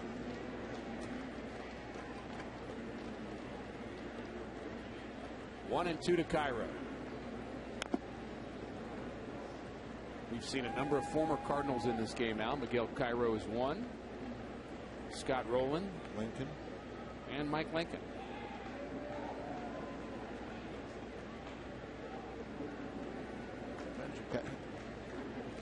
Perspire, one of the coaches, played a little bit of time with the Cardinals. Played with Chris. Played with him. There's a ground ball to short. Going to be a tough play for Ryan. He's going to have to hurry, and he does. Cairo still runs pretty well. And it's time to look at our Budweiser player of the game. Plenty of stars on offense, but Jaime Garcia, another good start for him. He's in line for victory number 5 on the season. 3 walks and 6 strikeouts for the rookie. You can't say enough about him, and really been a savior, especially now with a couple of your veteran starting pitchers on the disabled list. Potential to have 3 rookies in that starting rotation. Well, one's not pitching like a rookie. And Lance Nix bats with 2 outs, nobody on. 9th inning, 98-mile-an-hour fastball at the knees. And the fans here like seeing that. I don't know about you, Ricky, but I think it's very important for these times when Mott and Boggs get a chance to get the final 3 outs, and part of their development are those part-time closers, you know, at times when Franklin is not available. George Kissel always used to say this is your big leagues. Even if you're a minor leaguer pitching in whatever game you are, they have to simulate here that they are closing this game. Sure. It's Franklin's job now. Someday it might be Mott's. Someday it might be Mitchell Boggs. Go out and earn it. And there'll be times this year when Boggs and Mott will get that opportunity when they want to rest Franklin. So it's nothing like being on the mound when you get those handshakes at the end. Get locked in to finishing out games like Bruce Sutter used to do. Hall of Famer Bruce Sutter. One out away is Mitchell Boggs, and there's a swing and a miss at a high fastball, and the Reds are down to their last strike. Cardinal fans on their feet here. They have appreciated the efforts of their Redbirds today. 16 hits, 12 runs, and 1 strike away. Cardinals were in Cincinnati when the Reds took over first place, and their fans were quite vocal. They'd like to return the favor.